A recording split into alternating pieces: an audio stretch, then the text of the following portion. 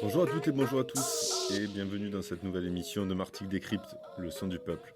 Alors, il connaît les quartiers les plus pauvres de Marseille comme sa poche, comprend les rouages du trafic de stupéfiants, du clientélisme et de corruption, qui font de cette ville l'observatoire d'une réalité bien amère.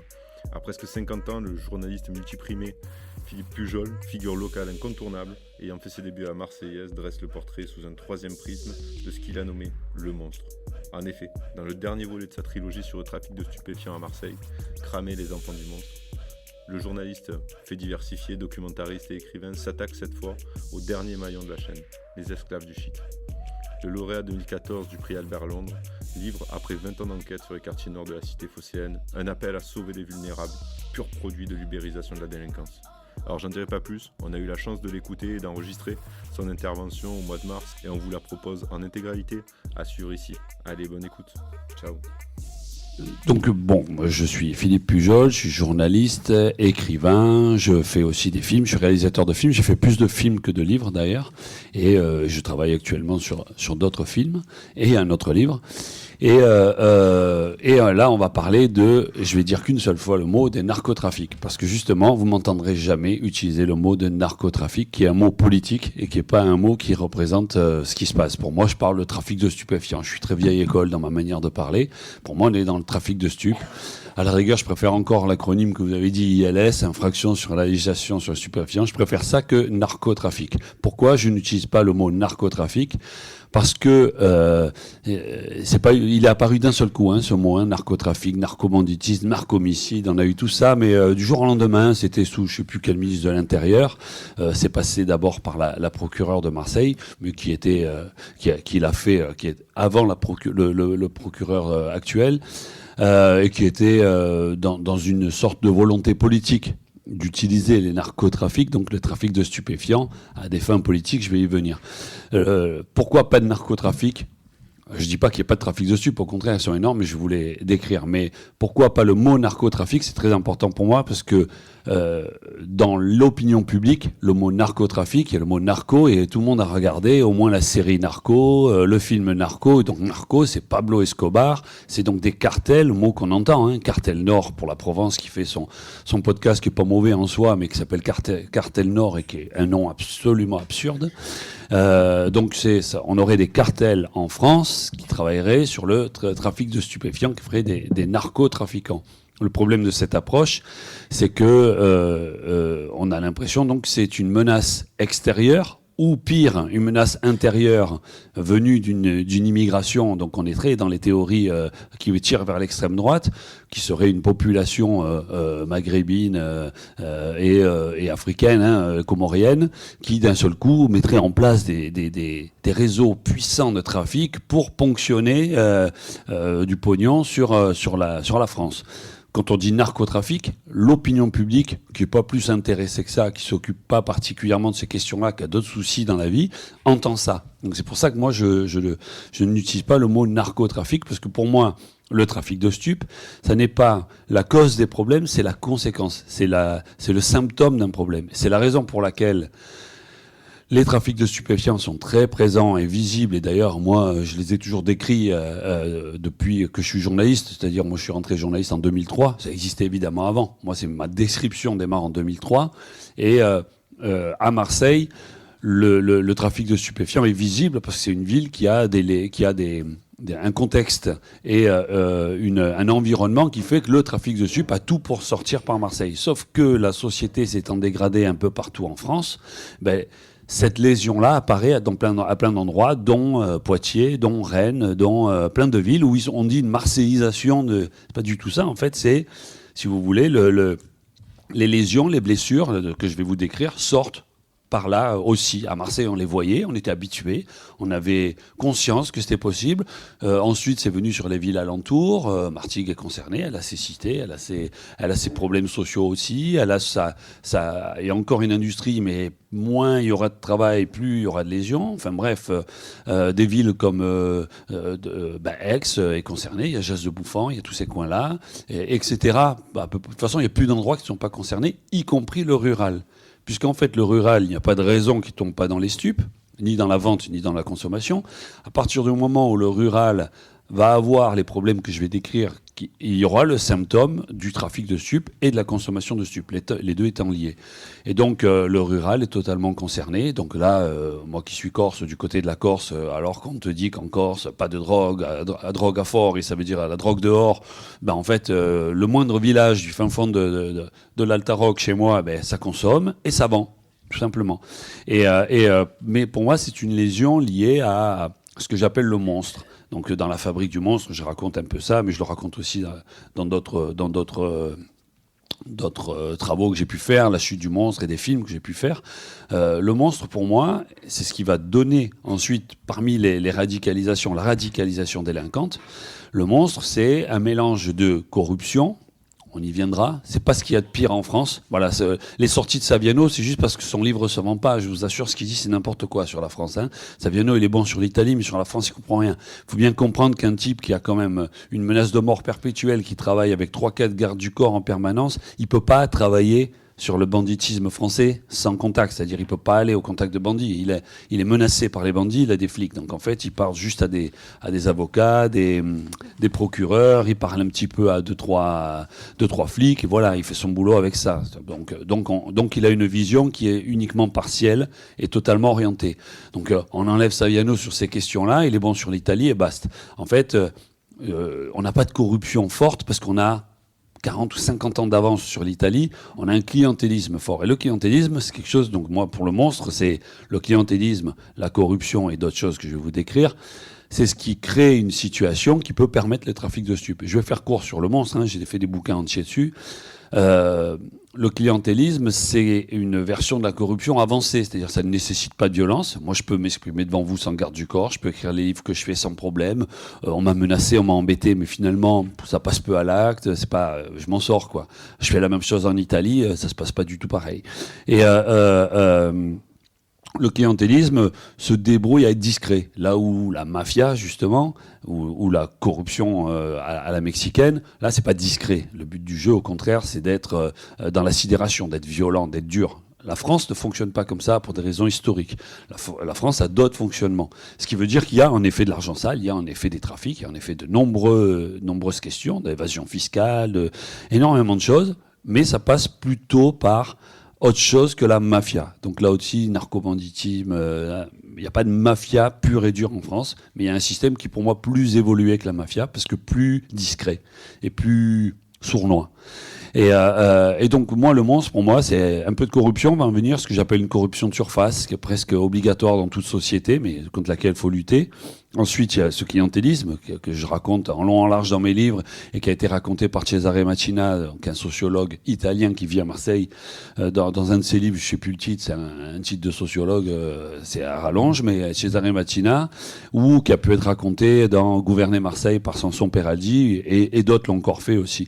Donc, ça, c'est un clientélisme. Mais ensuite, il y a aussi dans le monstre des choses tout à fait légales, c'est-à-dire des décisions politiques qui vont à l'encontre de l'opinion publique des gens, tout simplement. Et on l'a eu à Marseille pendant 25 ans, on l'a régulièrement. La gauche est capable de le faire, hein. Il n'y a pas que la droite qui peut faire ça. Hein. Donc de toute façon, des décisions politiques à l'encontre des gens, ou un autre phénomène du monstre, c'est des décisions économiques pour un intérêt propre. Le monde de l'immobilier à Marseille fait des ravages, et quand je raconte ça et que je passe à la télé sur des sites internet ou quoi que ce soit, ben on m'appelle d'un peu partout en France pour me dire mais nous on a ça. Les problèmes que je vais vous décrire de clientélisme immobilier ou d'immobilier qui fabrique des situations qui permettent les trafics de stupes, c'est partout en fait. À Marseille c'est visible. À Marseille c'est presque un peu grossier, c'est un peu vulgaire, mais en attendant c'est pas spécifique.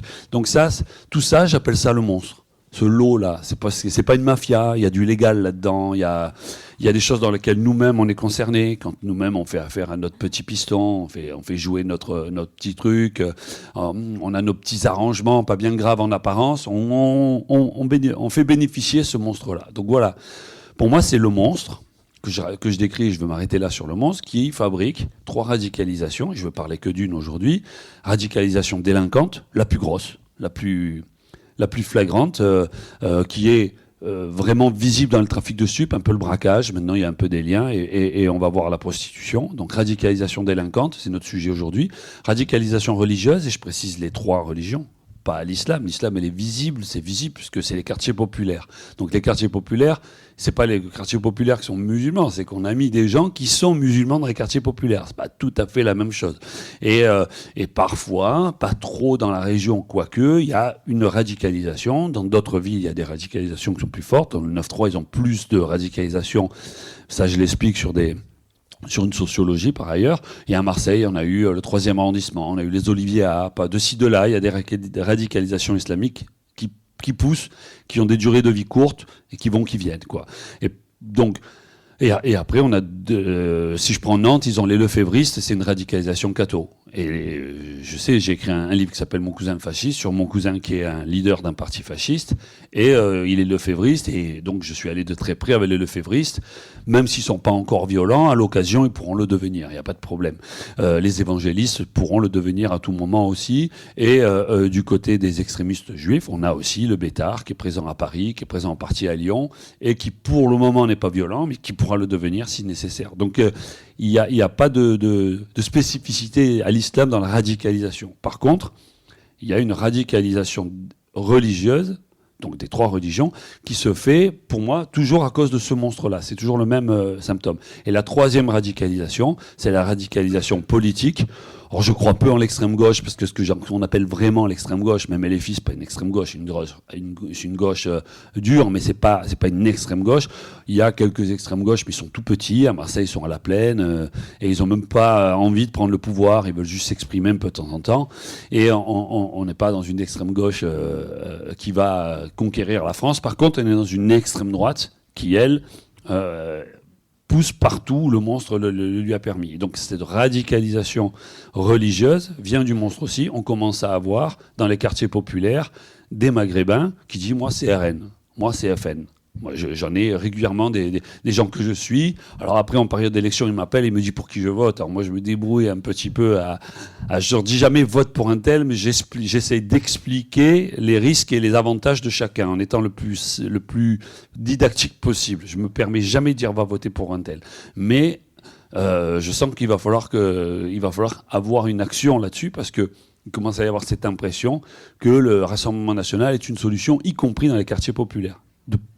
C'est pas encore massif, mais ça peut le devenir d'un coup. Alors là, c'est foutu, là, à ce moment-là. Et donc, cette radicalisation politique, pour moi, c'est principalement l'extrême droite, c'est pas le sujet d'aujourd'hui. Mais finalement, tout ce que je vais raconter là permet ces radicalisations. Voilà, tout ce monstre-là permet ces radicalisations. Je vais parler maintenant donc pour les trafics de stupéfiants. Il faut comprendre son évolution sur ces 20 dernières années. Je vais le faire à grands traits, avec des grandes dates. Évidemment, ça s'est fait de façon un peu plus subtile, plus glissant. Mais grosso modo, on a eu du trafic de stupes. On avait la French Connection. Donc là, on est dans les années 60. Pourquoi les années 60 ? Parce qu'on est au moment où c'est même dans les années 50 que ça va naître. Dans les années 50, on envoie des Corses, parce que l'administration coloniale française, c'est les Corses. On est dans la misère en Corse, ils ont un sens politique faramineux qui est lié à l'histoire de la Corse. J'ai écrit un livre qui s'appelle Altaroc là-dessus. Et on prend les Corses dans l'administration coloniale. On va prendre les Comoriens dans la marine et les Corses dans l'administration coloniale. C'est les seuls qui acceptent d'aller se faire zigouiller dans des pays d'Afrique noire, d'aller risquer de choper des fièvres pas possibles ailleurs. Et en attendant, ils sont dans le monde entier. Quand après la guerre, on va au Vietnam, on envoie les Corses au Vietnam, et eux, ils amènent l'héroïne. Les Corses, ils amènent le savoir-faire de l'héroïne. Pourquoi ? Parce que l'État français, à ce moment-là, pour contrer Ho Chi Minh, vous allez voir pourquoi j'arrive à la drogue, pour contrer Ho Chi Minh, fait du trafic d'héroïne. L'État français fait du trafic d'héroïne. C'est avéré, il y a eu des nombreux livres sur le sujet, et c'est les Corses qui vont le faire.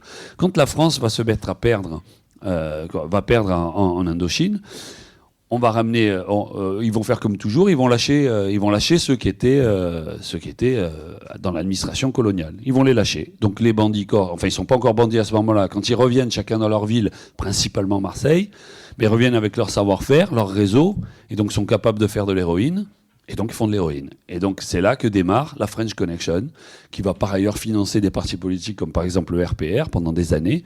Et donc la French Connection va Ça va être plusieurs banditismes qui vont coopérer. Il va y avoir les Libanais qui amènent l'opium base avec les Arméniens qui sont aussi à Marseille, qui eux, comme ils parlent la langue, ils vont faire le transfert de l'opium base jusqu'à Marseille. Une fois qu'on est à Marseille, c'est plutôt les Corses. On a des pieds noirs aussi qui vont fabriquer et trafiquer. Et ensuite, ils vont travailler avec les Italiens de la Cosa Nostra vers les États-Unis. Donc il y a plein de monde qui travaille ensemble. Et jusqu'à la milieu des années 80, on a la French Connection qui va avec plusieurs figures. Il y en a des connus, des moins connus, Zampa, le Belge. Avant, on en a eu plein. Il y en a eu qui sont même pas connus, il y en a qui sont jamais sortis.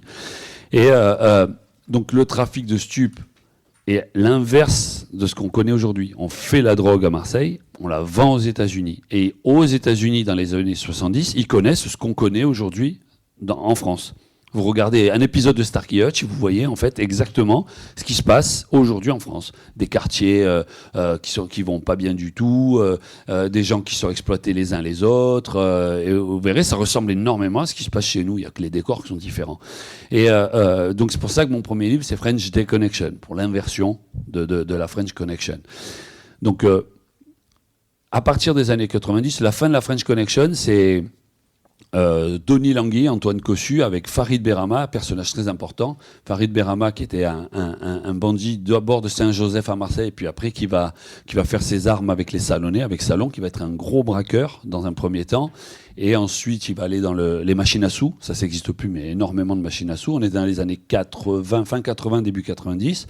Il va aller en prison pour tout ça en Espagne. Il va être avec Tony Langui, avec Antoine Cossu en prison, qui est le beau-frère du Belge. Il est marié avec la sœur du Belge. Et il va former, Tony Langui, je l'ai côtoyé plein de fois, il m'a dit, on a vu dans Farid un mec extrêmement intelligent, extrêmement efficace, ils l'ont formé, donc formé au banditisme à l'ancienne, tout en étant dans ce néo-banditisme. Et ils vont faire le dernier coup de French Connection, le réseau Topaz en 90. Et en même temps, il y a en 95, et en même temps, il y a le comment ça s'appelle, le Schengen qui arrive. Donc d'un seul coup, ouverture des frontières. Et donc d'un seul coup, le trafic de cannabis, pas encore de coke à fond, mais cannabis. La coke, ça viendra vraiment en 2010. Je vais vous dire pourquoi. Mais d'abord, le trafic de cannabis va d'un seul coup se modifier. Avant, c'était des petits trafiquants discrets qui allaient vers le client. Et il y en avait déjà depuis les années... il y en a toujours eu, au XVIIe siècle, il y avait déjà du cannabis ici, du kiff. Mais par contre, c'était un trafic qui allait de gré à gré, de manière très discrète. C'était pas du tout des réseaux comme on a aujourd'hui. C'était des gens dans des appartements, c'était pas du tout la même chose. Et là, c'est Schengen qui fait qu'il y a des auto-entrepreneurs. Il commence à y avoir des gens qui travaillent, qui sont capables de prendre une bagnole, aller en Espagne, revenir. C'est là qu'apparaissent les premiers GoFast, chose qui n'existe quasiment plus aujourd'hui, GoFast. Mais à ce moment-là, il y a ces choses-là qui apparaissent. Et Farid Berama, quand il sort de prison fin des années 90, je ne sais pas pourquoi il sort si vite, mais il a des bons avocats, et il prend les réseaux par l'ultra-violence. Et donc, il est en 2000 et 2001, d'un seul coup, il n'y a plus de règlement de compte. En 2000, il y a 0 règlement de compte. En 2001, il n'y en a qu'un. Il faut savoir que les règlements de compte ne sont l'indicateur que d'une chose, de la concurrence. Le règlement de compte n'est pas l'indicateur d'un niveau de banditisme, d'une grandeur de banditisme. C'est l'indicateur de la concurrence. S'il y a de la concurrence, il y a beaucoup de morts. S'il y a peu de concurrence, il y a peu de morts. Donc quand on se réjouit qu'il n'y ait pas de règlement de compte, c'est très bien pour les morts. Ça, je suis d'accord. Mais quand on se réjouit du genre, on a mis à mal les réseaux, non, pas du tout. Dans la 2000-2001, Farid Berama est le patron de pratiquement tous les réseaux marseillais, sauf la Castellane qui est une particularité, je ne vais même pas venir dessus, mais qui est le patron de pratiquement tous les réseaux, en ayant mis à chaque fois des lieutenants avec un fonctionnement pyramidal à l'ancienne. Il est le chef, il est le caïd, il n'est pas le parrain. Il n'est pas le parrain dans le sens où il n'y a pas de mafia, parce qu'il n'a pas de corruption profonde, il n'a pas de juge avec lui, il n'a pas un élu avec lui. On n'est pas dans une mafia dans le sens sociologique du terme, mais on a un gros caïd et on a ce qu'on appelle des dérives mafieuses, donc c'est pas bien mieux. Et il fait peur, tout simplement. On l'appelle le rôtisseur. Quand il zigouille quelqu'un, il le brûle. En 2000-2001, il n'a même plus besoin de le faire. Et en 2006, il est tué sur des affaires machines à sous par des Corses. Je ne vais pas raconter toute l'histoire, mais quand il est tué, il va y avoir ses lieutenants, qui sont au nombre de 13, dont certains sont encore en activité, qui vont s'entretuer pendant 4-5 ans, un peu plus. Donc entre 2006 et la fin du système pyramidal, un caïd, des lieutenants, des adjoints, une armée. Et tout ça qui travaillent ensemble, dans une seule et même... donc on a une tête et on a toute une filière.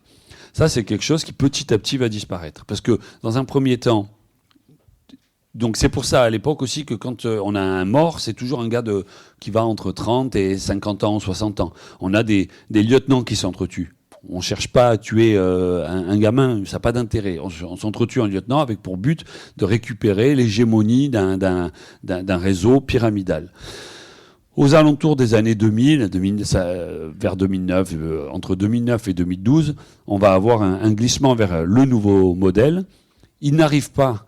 On se rend compte dans un premier temps que ces bandits-là n'arrivent pas à avoir l'ampleur d'un Farid Berama pour plein de raisons. Ils n'ont plus le grand banditisme derrière qui lui va changer de méthode et ils sont de plus en plus nombreux, donc une forte concurrence.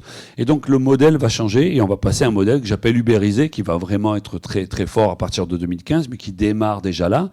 Et on a eu au Clos La Rose, la tuerie du Clos La Rose en 2009, je ne sais plus la date exacte, et il y a eu un gamin qui s'appelait Jean-Michel Gomez, 16 ans si je me rappelle bien, sur son fauteuil, la Provence avait fait une photo incroyable là-dessus, qui est le premier, je dirais que c'est l'un des premiers non ciblés, ce qu'on appelle un mort non ciblé. C'est-à-dire on va tuer quelqu'un parce qu'il est du réseau. Et on ne cherche pas à savoir qui c'est, un gamin, si un là, ça n'a pas d'importance. C'est un des premiers non ciblés. Il y en a sûrement eu avant qui nous ont échappé, mais lui, c'est le premier vraiment un peu médiatique, non ciblé, qui est tué par les frères Bengler, pour ceux qui connaissent, qui étaient des gitans de la cité de Jean Jaurès, et qui étaient des adjoints ultra violents, qui vont sortir bientôt de prison, donc ça va être rigolo, qui étaient avec Farid Berama. Et là, on voit glisser un autre modèle, donc je vais imaginer que ça se passe sur 5-6 ans, ça ne se fait pas du jour au lendemain, qui est un modèle ubérisé qui ressemble à celui de la grande distribution. Et c'est pour ça qu'aujourd'hui, on a les gamins que vous recevez. C'est-à-dire c'est le changement de modèle qui fait que vous avez vos jeunes qui ont évolué par rapport à... Alors, je ne sais pas s'il y en a qui étaient déjà en activité à la fin des années 90, mais vous n'avez plus les mêmes parce que le modèle a changé. Et en fait, le modèle aujourd'hui, il est ubérisé. Donc ça donne des grossistes qui sont des producteurs, donc cannabis... pour nous, Marseille, pour nous, sud de la France, c'est principalement Maroc. Si on parle maintenant de ceux qui sont dans le nord, nord-est, on va voir quand même la production de la Hollande qui vient d'autres pays, comme par exemple l'Afghanistan, tout ça. Nous, on est moins concernés par ça. Nous, c'est plutôt le marocain. Mais bon, si on pense globalement le truc, il y a deux grands pôles de production. Donc cette production-là, ça ne concerne pas les Marseillais. Il n'y a pas de bandits marseillais qui sont concernés par ça. Aucun. Zéro. Ensuite, il y a les transitaires. Alors, pour la cocaïne, c'est toujours la Colombie, mais c'est les Mexicains qui ont pris la main dessus. Alors, pourquoi? Ça, c'est intéressant à savoir. Pourquoi, d'un seul coup, l'Europe est arrosée de cocaïne? C'est à peu près au tournant de 2010 que ça arrive. Il y a un événement tout bête. La Colombie va signer les accords climat avec les États-Unis en 2010. Donc les États-Unis n'ont plus le droit d'épandre de l'agent orange sur les champs de coca pour empêcher que ça pousse. Donc la production colombienne est multipliée par 10. Et donc ils ont tellement de cocaïne qu'il faut qu'ils l'écoulent. Et comme en même temps, il y a la crise du fentanyl aux États-Unis, c'est-à-dire qu'ils préfèrent prendre cette drogue-là, qui est une drogue qui ressemble à de l'héroïne en pire, et aux États-Unis, les gens prennent moins de coke, donc ils ont plus de coke avec une crise de fentanyl, donc il faut arroser ils arrosent l'Europe. Et ils arrosent l'Europe massivement, en cassant les prix, donc c'est pour ça que d'un seul coup, il y a une offre supérieure, et une demande, je vais y venir, qui va être elle aussi supérieure pour des raisons de société. Pardon. Et donc, on a notre producteur. Ensuite, on a notre transitaire. Non, producteur, c'est le grossiste. On a notre transitaire. Donc, le transitaire, c'est les héritiers de la French Connection pour les Français.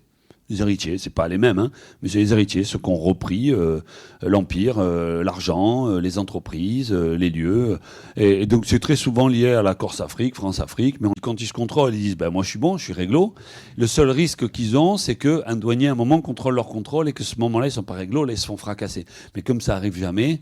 La réalité, c'est que voilà, ils s'autocontrôlent, donc ils ne se contrôlent pas. Il y a quand même, il ne faut pas l'enlever, deux choses. Un scanner, c'est-à-dire un scanner géant qui passe par-dessus les conteneurs. Alors ça, c'est très efficace pour choper le surfeur un peu cool qui allait s'acheter en même temps il allait faire du surf en Guyane, et quand il revient il se ramène 15-20 kilos de cocaïne en se disant allez je vais me faire un peu d'argent. Celui-là on va le choper, parce que celui-là il est couillon, il l'a mis dans un bateau, celui-là on va le choper avec le scanner. Par contre celui qui fait passer 2 tonnes, donc les transitaires costauds, eux ils mettent ça dans du charbon de bois, des conteneurs de 20 tonnes de charbon de bois, tu as 2 tonnes au milieu, le scanner voit rien, la densité est la même, les chiens sentent rien, il n'y a aucun moyen sans information d'avoir ça. Donc des tonnes passent en permanence. Il y a tout un truc qui passe ensuite, je ne vais pas raconter ça, c'est un peu hors sujet, mais il y a toute une manière de fonctionner entre la zone gendarmerie, la zone police. Ils utilisent beaucoup les villes. Alors Martigues, c'est trop gros, ils aiment bien les tout petits patelins autour. Ils utilisent les box chez les gens, ils utilisent des petits vieux qui ont besoin de sous, et on va leur donner de l'argent pour mettre les bagnoles dans les box. C'est très organisé, et on utilise beaucoup, alors je ne sais pas si on peut appeler ça le rural, mais en tout cas le périurbain était beaucoup utilisé par les trafiquants. Et ensuite, cette drogue-là donc, arrive, donc il y en a eu transitaire aux semi-grossistes. C'est là qu'on a les premiers Marseillais, que nous on appelle les dealers. On a l'impression qu'on a des Pablo Escobar. Non, on a des mecs puissants, costauds, violents, incontestablement, qui gagnent de l'argent, mais qui gagnent de l'argent pendant... Si on met à l'échelle de leur carrière, ils ne vont pas en gagner tant que ça, puisqu'ils vont surtout gagner des années de prison, ils vont gagner des années de cavale, et la cavale, ça coûte très cher, la prison, ça coûte très cher, parce qu'il faut cantiner, et les avocats, ça coûte très cher. Donc, ils ont des sous, mais principalement pour essayer de gagner leur des petits bouts de liberté. Bon, ils en profitent quand même, hein. Quand ils partent en vacances, c'est du 200 000 € la semaine, je ne vais pas dire que non plus que c'est la misère, hein. Mais on a, j'estime moi, à 15 très gros dealers à Marseille qui réceptionnent, plus leurs soldats autour, gardes rapprochés, lieutenants, des équipes de sécurité, des gens costauds, hein, capables de tuer, capables de mobiliser des voitures blindées. Voilà une petite armée réellement costaud. Ils sont 150 à Marseille. 150 mecs qui se font rarement choper, qui sont ultra violents, et qui, eux, de temps en temps, recruteront, on va y venir, des plus jeunes. Ceux-là, c'est des costauds, des professionnels, si on peut dire comme ça. Mais quand je dis ça, j'ai pas d'admiration, mais c'est des vrais pros. Par exemple, aujourd'hui, ils ont la marque des Z-Mafia, Yoda, ça me verrait, ce ne sont que des franchises, je vais y venir. Donc, on a ce système-là, donc on a ces semi-grossistes-là qui vont ensuite arroser des cités, donc s'ils reçoivent 1 tonne, ils vont découper ça en 3 fois 333 kilos et ils vont les donner à 3 cités. Et là, on commence à être dans les détaillants. Il n'y a entre chaque groupe que des rapports commerciaux. On n'est plus dans un système de filiales où tout le monde dépend de tout le monde. Pas du tout. C'est des rapports commerciaux. C'est-à-dire que le grossiste peut se faire choper par la police internationale. Il y en a un autre.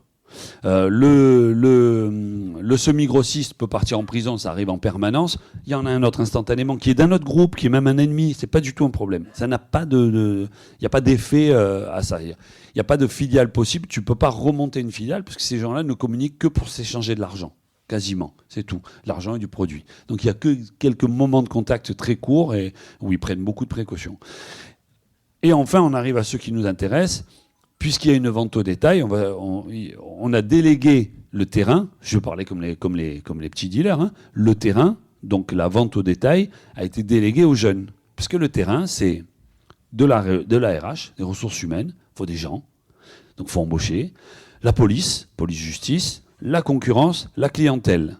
La clientèle, il faut être cool avec. Et en même temps, il faut être même le plus avenant possible. D'ailleurs, ils sont très avenants, ils sont impressionnants. Donc il faut être très avenant. C'est-à-dire il faut que le même individu soit capable d'être hyper agressif et hyper gentil dans la seconde. Parce que tu es hyper gentil avec un mec, tu te rends compte que c'est un flic, tu es hyper agressif. Ou le contraire. Tu crois que tu as affaire à un flic, puis c'est un client, il faut être hyper gentil. Donc ils ont des capacités qui sont importantes. C'est des compétences.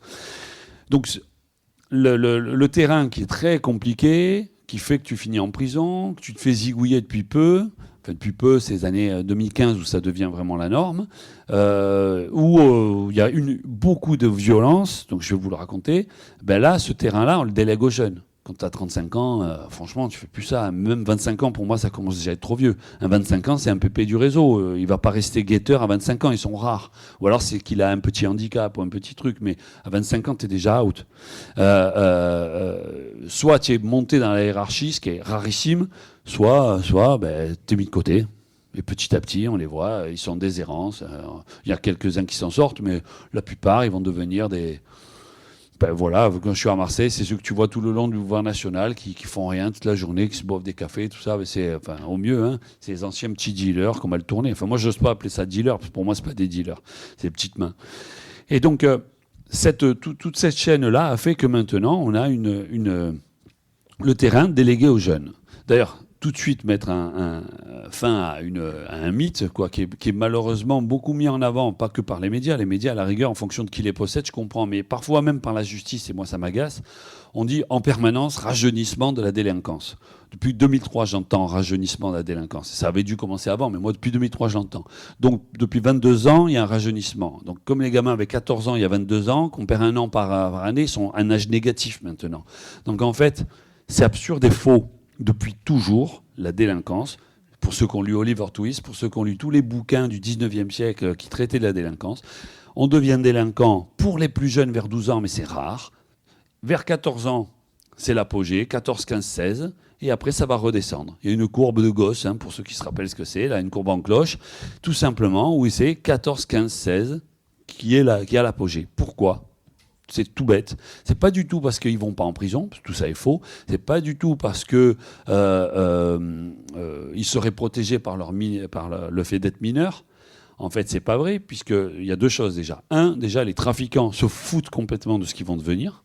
Est-ce qu'ils vont en prison ou pas ? Ça n'a aucune importance. Donc, ils sont pas là à se dire on va mettre des minots qui ressortiront, puisqu'ils s'en foutent.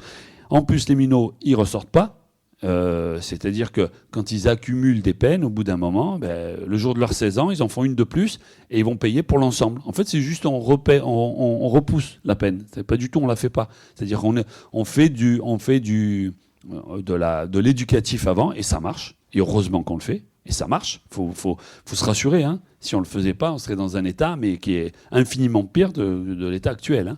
Et on fait de l'éducatif. Et après, pour certains, ça n'a pas marché, pour 1000 raisons.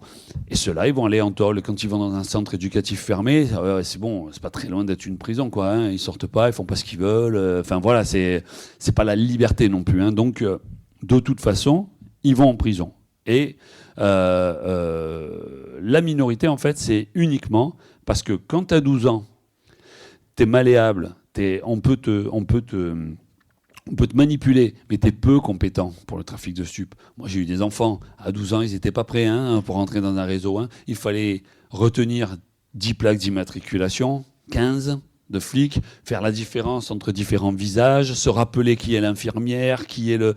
Enfin, c'est des compétences costauds. Il faut être super sympa avec le client. En même temps, il faut rester 10 heures à un point, dans le vent, dans la chaleur, dans la nuit, avec la peur de se faire rafaler. À 12 ans, ils sont rares, ceux qui font ça. Vous allez toujours avoir, à l'échelle des éducateurs, on va toujours me trouver un cas, on en a eu un, tout ça, mais c'est rarissime. Rarissime. La réalité, c'est qu'à 12 ans, tu n'es pas compétent. À 13 ans, à peine plus, mais pas encore.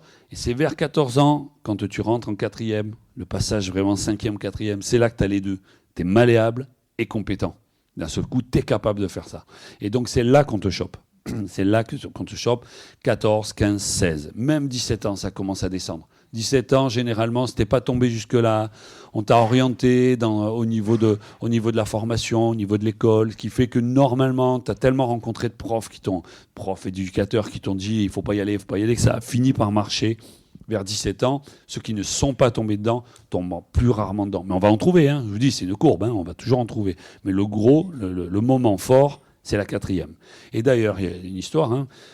Quand les centres sociaux envoient les centres sociaux et autres, envoient les gamins l'été dans les Alpes. Les Alpes, c'est vraiment l'arrière-salle de Marseille, des quartiers populaires. Les Alpes, c'est vraiment... Donc ils vont dans les Alpes, dans des centres aérés. Les minots, c'est des petits guetteurs souvent. Et d'un seul coup, pendant l'été, il faut des guetteurs. En plus, il y a des touristes et tout, donc il faut continuer à vendre. Là, on va prendre des gamins qui vont rentrer en 4e l'année suivante. On va prendre des 5e. Et on va leur faire des remplacements. Et là, pendant une période, pendant l'été, on va les payer. Ils vont être payés pour de vrai. Parce que, comme je vais vous raconter, ils sont rares ceux qui gagnent l'argent. Moi, je suis de ceux qui disent non seulement ils ne gagnent pas beaucoup de sous, mais ils gagnent des dettes. Ils ne gagnent pas de l'argent, ils gagnent des dettes. Pas du tout la même histoire. pas du fric. C'est-à-dire, on te dit, ils sont bien payés, donc ça, c'est absurde. On te dit même, ils sont un peu payés. Non, ils gagnent des dettes. À l'échelle de leur carrière, ils ne gagnent rien. Et donc, des emmerdes.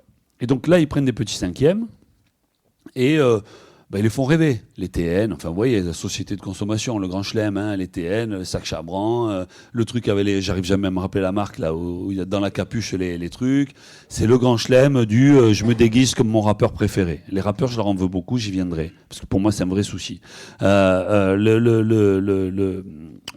voilà, on est dans quelque chose qui est une société de consommation qui t'impose à avoir ce que j'appelle le Kalachnikov Dream, le dealer style. Voilà, il faut être comme ça. C'est bien vu, hein, c'est bien. C'est promu même par la télé, les marques. Lacoste le promeut. Lacoste aujourd'hui, c'est une marque plus que pour les mecs de cité. Hein. Ils essayent même plus de choper les. Ils essayent même plus d'avoir les bourgeois comme avant. C'est fini. Hein. Ils sont vraiment. Ils sont dire Lacoste. D'ailleurs, ils mettent des gros Lacoste géants horribles là. C'est vraiment fait pour dire. Regardez, pareil, Armani, Emporio Armani, c'est vraiment fait pour les mecs de cité. Hugo Boss, c'est plus du tout la marque le plus gros possible pour dire. Vous voyez, moi je suis quelqu'un, j'ai un Hugo Boss. Le but c'est ça, quoi. En plus, boss, quoi, donc c'est parfait. En fait, le but c'est. De toute façon, plus on est un dégain, plus on doit montrer. C'est vieux comme le monde. Hein. Quand t'es rien, tu dois essayer d'exister, donc tu passes par ça. Mais cette pression-là, nos minots, ils grandissent que là-dedans. D'un seul coup, pendant un été, on va te filer l'équivalent de 3 000 €. C'est énorme hein, pour un gosse. Hein. C'est énorme. Hein. 3 000 €, mais c'est phénoménal, quoi. Et en plus, ils n'ont rien fait. Si c'est un été tranquille, franchement, il ne se passe pas grand-chose. Voilà, ils ont l'impression que c'est cool. C'est l'été, ils font des barbecues.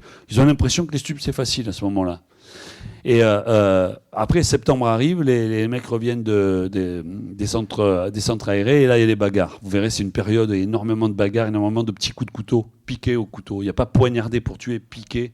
Pour humilier, pour faire mal. Hein. Et l'hôpital Nord compte plus de 350 blessures par couteau par an, c'est-à-dire presque un par jour. Hein. Donc ça, c'est une augmentation constante et permanente. C'est parce que la méthode du petit coup de couteau, de piquer, puisqu'ils ont tout un truc de jargon, ils ont planté. Planter, c'est pour atteindre un organe. Donc c'est planté dans la jambe. Il y a un risque, hein. Il y a quand même une artère, hein, mais c'est plutôt pour handicapés. Ils appellent ça une jambisation quand ils le font avec un flingue. Mais alors là, on est dans un niveau de diplomatie, je dirais, un peu plus élevé. Mais sinon, c'est plutôt piqué au couteau. Ils vont te larder, ils vont brûler à la cigarette. Il y a tout un truc. Et ça, en septembre-octobre, c'est une période où ça n'arrête pas. Parce qu'en fait, il faut reprendre. Il y a ceux qui disent « Attends, j'ai repris mon truc ». Donc c'est une période un peu compliquée. Puis après, finalement, les mecs, ils vont abandonner les réseaux, je dirais, de qualité. Grosso modo, à Marseille, il y a 5 réseaux où tu es bien traité et 145 réseaux, puisqu'il y en a 150 à Marseille, où tu es maltraité. Donc ils se bagarrent pour être dans les 5. Et petit à petit, les places sont prises. Et comme les mecs, ils ont des dettes, il faut travailler quand même. Ils vont aller dans les 145 autres réseaux dégueulasses. Ici, il n'y a pas de bon réseau. Ici, à Martigues, dans le sens, il n'y a pas de réseau stable. Donc travailler ici, c'est compliqué. Voilà, un dealer travaille à Martigues ou à Aix, il n'y a pas de réseau stable. À Salon de Provence, il y a des réseaux stables. Donc des réseaux importants, costauds. À Nîmes, ils ont un ou deux réseaux costauds. Arles, non. Non, Arles, c'est pas stable du tout. C'est des bagarres constantes avec la DZ, tout ça. Donc à Arles, c'est pas du tout stable. C'est-à-dire, c'est des réseaux qui sont en survie permanente, qui passent leur temps à se piquer les uns les autres. Donc c'est les plus violents. Voilà. La Castellane est peu violent. Castellane est très stable pour des raisons anciennes, presque historiques. Et donc c'est peu violent. Et ceux qui meurent sont des gros bandits. Voilà, c'est Nono qui s'est fait tuer en 2023. C'est pas un petit gamin. C'est le boss. C'est-à-dire un fonctionnement un peu à l'ancienne, pyramidal, on va tuer le boss. Ou on va tuer l'ancien boss. Mais la plupart des autres réseaux, c'est plus ça. Donc on a nos gamins recrutés. Il y a plein de modes de recrutement, je vais y venir. Le principal recrutement, c'est la dette. C'est la dette. D'abord, on te fait rêver. Kalachnikov Dream, c'est moi qui nommais ça comme ça. Et le Kalachnikov Dream, c'est ce truc de l'ascension sociale par le crime. Vous allez y arriver. Et là, il y a les rappeurs. Les rappeurs, c'est les premiers chargés de com. Mais c'est pas innocent. Hein. Il n'y a pas de groupe de rap aujourd'hui qui n'ont pas démarré sans leur petit réseau de stupes derrière qui leur a acheté des streams. Il n'y en a aucun. Aucun. C'est pas compliqué. Il n'y en a pas. C'est pas dire lequel le fait, c'est plutôt lequel le fait pas. Je sais pas. Je crois qu'il n'y en a pas. Depuis 2012, puisque c'est 2012 que ça démarre, il n'y en a pas. Donc tous ceux qui sont nés par là et qui continuent, ils ont grandi que grâce à un réseau. Achat de stream en Thaïlande. On achète pour 300 000 € d'achat de stream. Une fois que tu as vendu tes streams, tu es premier, tu es dans le top 3. Et donc les gens t'achètent. parce que c'est comme ça que ça marche. C'est vieux aussi comme l'industrie de la musique. Quand tu es dans un top 5, ben on va t'acheter. Tu rembourses tu rembourses plus une commission ceux qui t'ont donné, et toi, tu es dans le top 5 et tu fais ça. Et jusqu'au jour où tu n'en as plus besoin. Aujourd'hui, la plupart des gros rappeurs marseillais n'ont plus besoin de ça, mais ça a démarré quand même comme ça. Et donc, ça veut dire quoi? Ça veut dire promotion du réseau. Alors, je prends la région parisienne qui est caricaturale, les Marseillais sont plus subtils. Ils vont carrément, sur Franco Balade, qui est un rappeur de région parisienne, lui se met devant les mecs qui le financent, il les montre, il met l'adresse, il dit c'est là qu'il y a la meilleure C, donc la meilleure cocaïne, c'est là qu'il y a le meilleur truc, nous on est les plus forts, on est les plus beaux, c'est ici qu'il faut venir acheter. Promotion totale. Si vous écoutez les paroles de nos rappeurs, ils font une promotion plus subtile, mais elle est là aussi. Et puis ceux qui connaissent les clips voient que le clip n'est pas fait par hasard dans telle cité, il n'y a pas tel graphe derrière par hasard, tout ça. Alors c'est plus le cas de nos très gros rappeurs. Par exemple, même si Jul et SCA sont passés par là, aujourd'hui ils n'y sont plus. Sosomanes, tout le monde sait que c'est Frévalent, Fond Vert. Mais pour autant, je pense qu'il est plus, comme il est devenu connu, je pense qu'il est plus dans ces trucs-là du tout. Après, il a gardé sûrement des liens avec les gens là-bas, mais c'est plus des liens d'amitié. Après, des plus petits rappeurs sont encore là-dedans. Donc moi, ce Kalachnikov Doom, c'est un vrai souci, parce que le rap, c'est les premiers. Et les deuxièmes qui font le Kalachnikov Doom, on les attend pas. C'est les chaînes d'information qui dénoncent le Kalachnikov, qui dénoncent ça. Quand les chaînes d'information, ou la Provence, ou le Figaro, quand ils s'amusent à dénoncer les gains de ces jeunes, quand ils disent ces jeunes gagnent entre 3 000 et 8 000 euros par mois, net.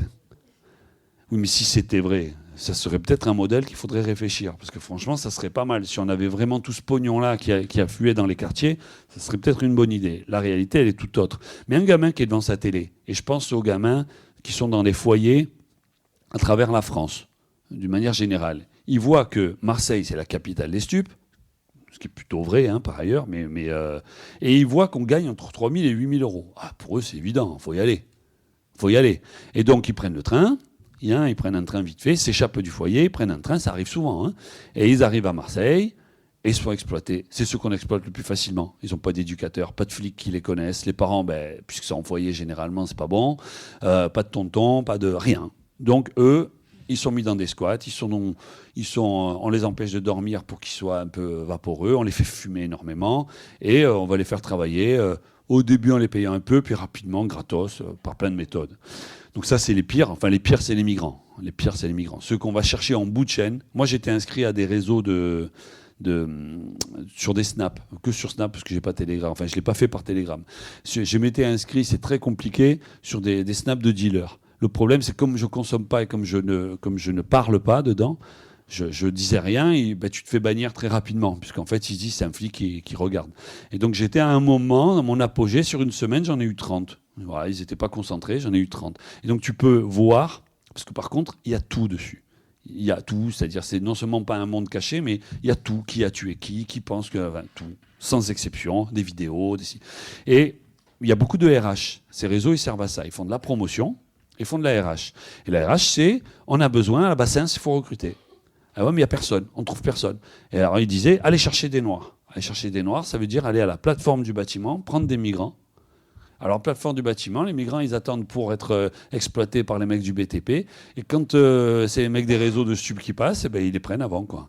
Et eux, ils sont payés 10 euros au début, puis après, ils sont plus payés, puis après, ils sont fracassés et compagnie. Généralement, ils n'aiment pas trop utiliser les migrants parce qu'ils ne parlent pas la langue, ils n'ont pas ce côté un petit peu où on fait la différence entre un flic. Donc, ils préfèrent les utiliser vraiment quand ils n'ont pas le choix. C'est vraiment le bout de la chaîne. Mais ils vont exploiter totalement. Alors, le top, c'est ceux qui viennent, c'est les Français, comme ils disent, hein, qui viennent de toute la France. Ça, pour eux, c'est le mieux, les échappés des foyers. Et après, il y a les locaux. Mais les locaux, le problème, c'est qu'ils ont de plus en plus de mal parce que ça marche tout ce qu'on fait. C'est-à-dire parler aux jeunes, ça marche. Et de moins en moins de jeunes veulent y aller quand même. Quand c'est pas un gros réseau, quand c'est des petits, il y en a de moins en moins. Donc ils ont plus en plus de mal à recruter. Ça, c'est plutôt la bonne nouvelle, mais ça veut aussi dire qu'il y a beaucoup plus de réseaux qu'avant. Il y en a entre 150 et 160 selon la police. Tu comptes un minimum de 10 personnes par réseau, et c'est probablement plutôt 50. Ça fait un besoin de beaucoup de monde. Comme tout le monde rentre et sort, moi j'ai estimé que grosso modo, il faut 20 000 jeunes sur une année à Marseille. À Marseille, ça va faire, tu vas doubler en prenant les Bouches-du-Rhône. C'est une estimation. Hein.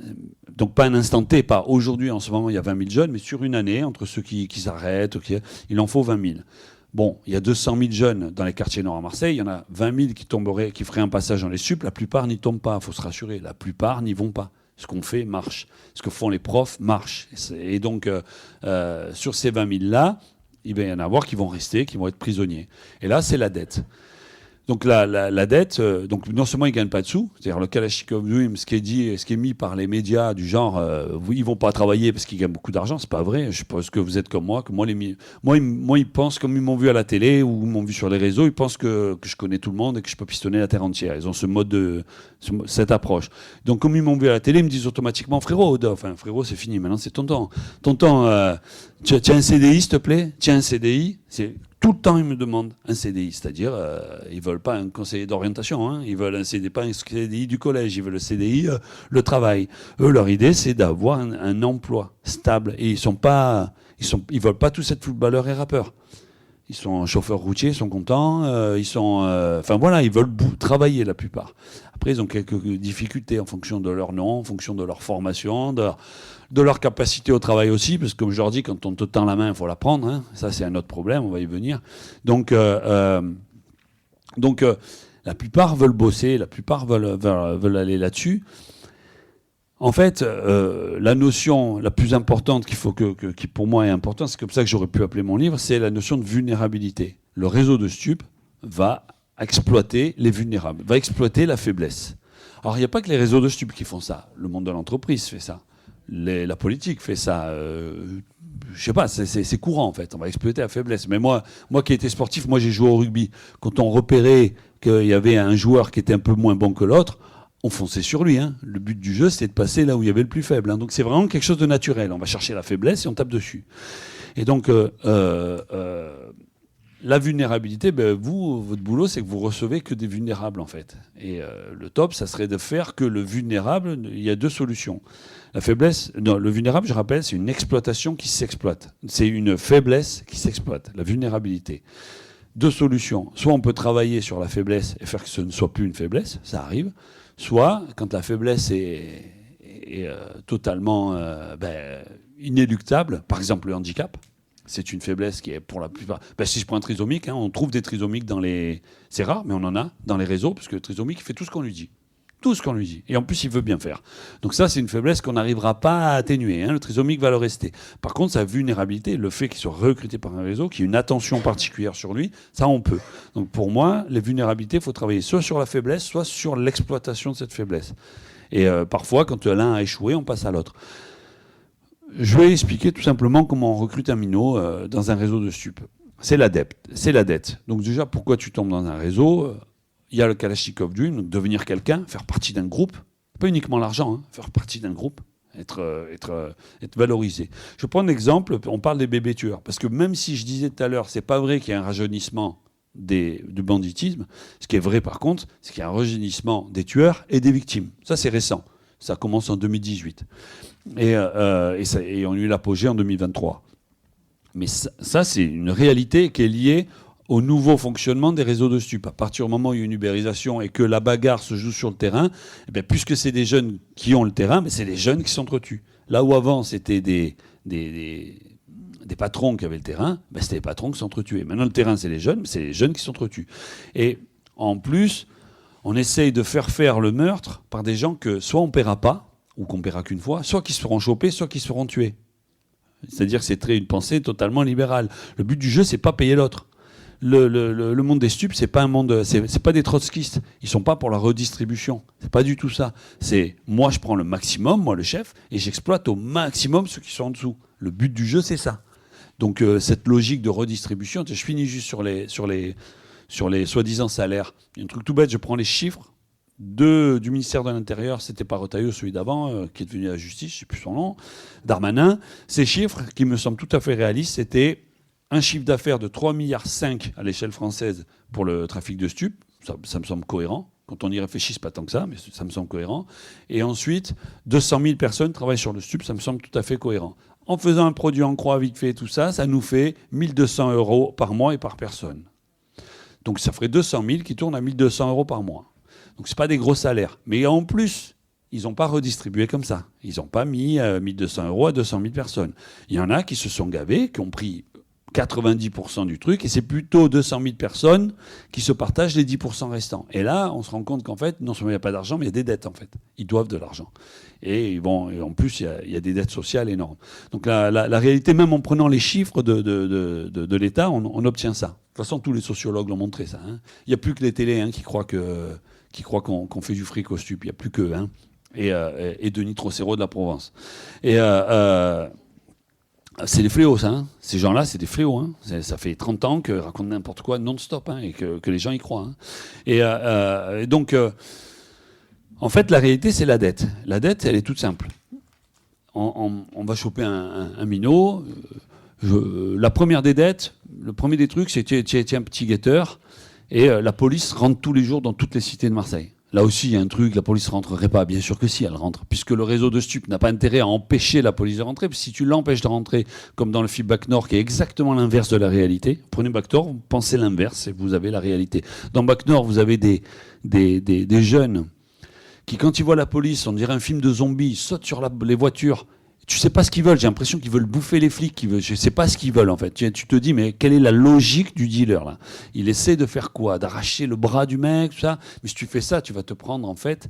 Si tu attaques la police comme il l'attaque, tu vas te prendre des CRS pendant 6 mois dans ta cité. Ça s'arrêtera plus. Tu vas plus travailler.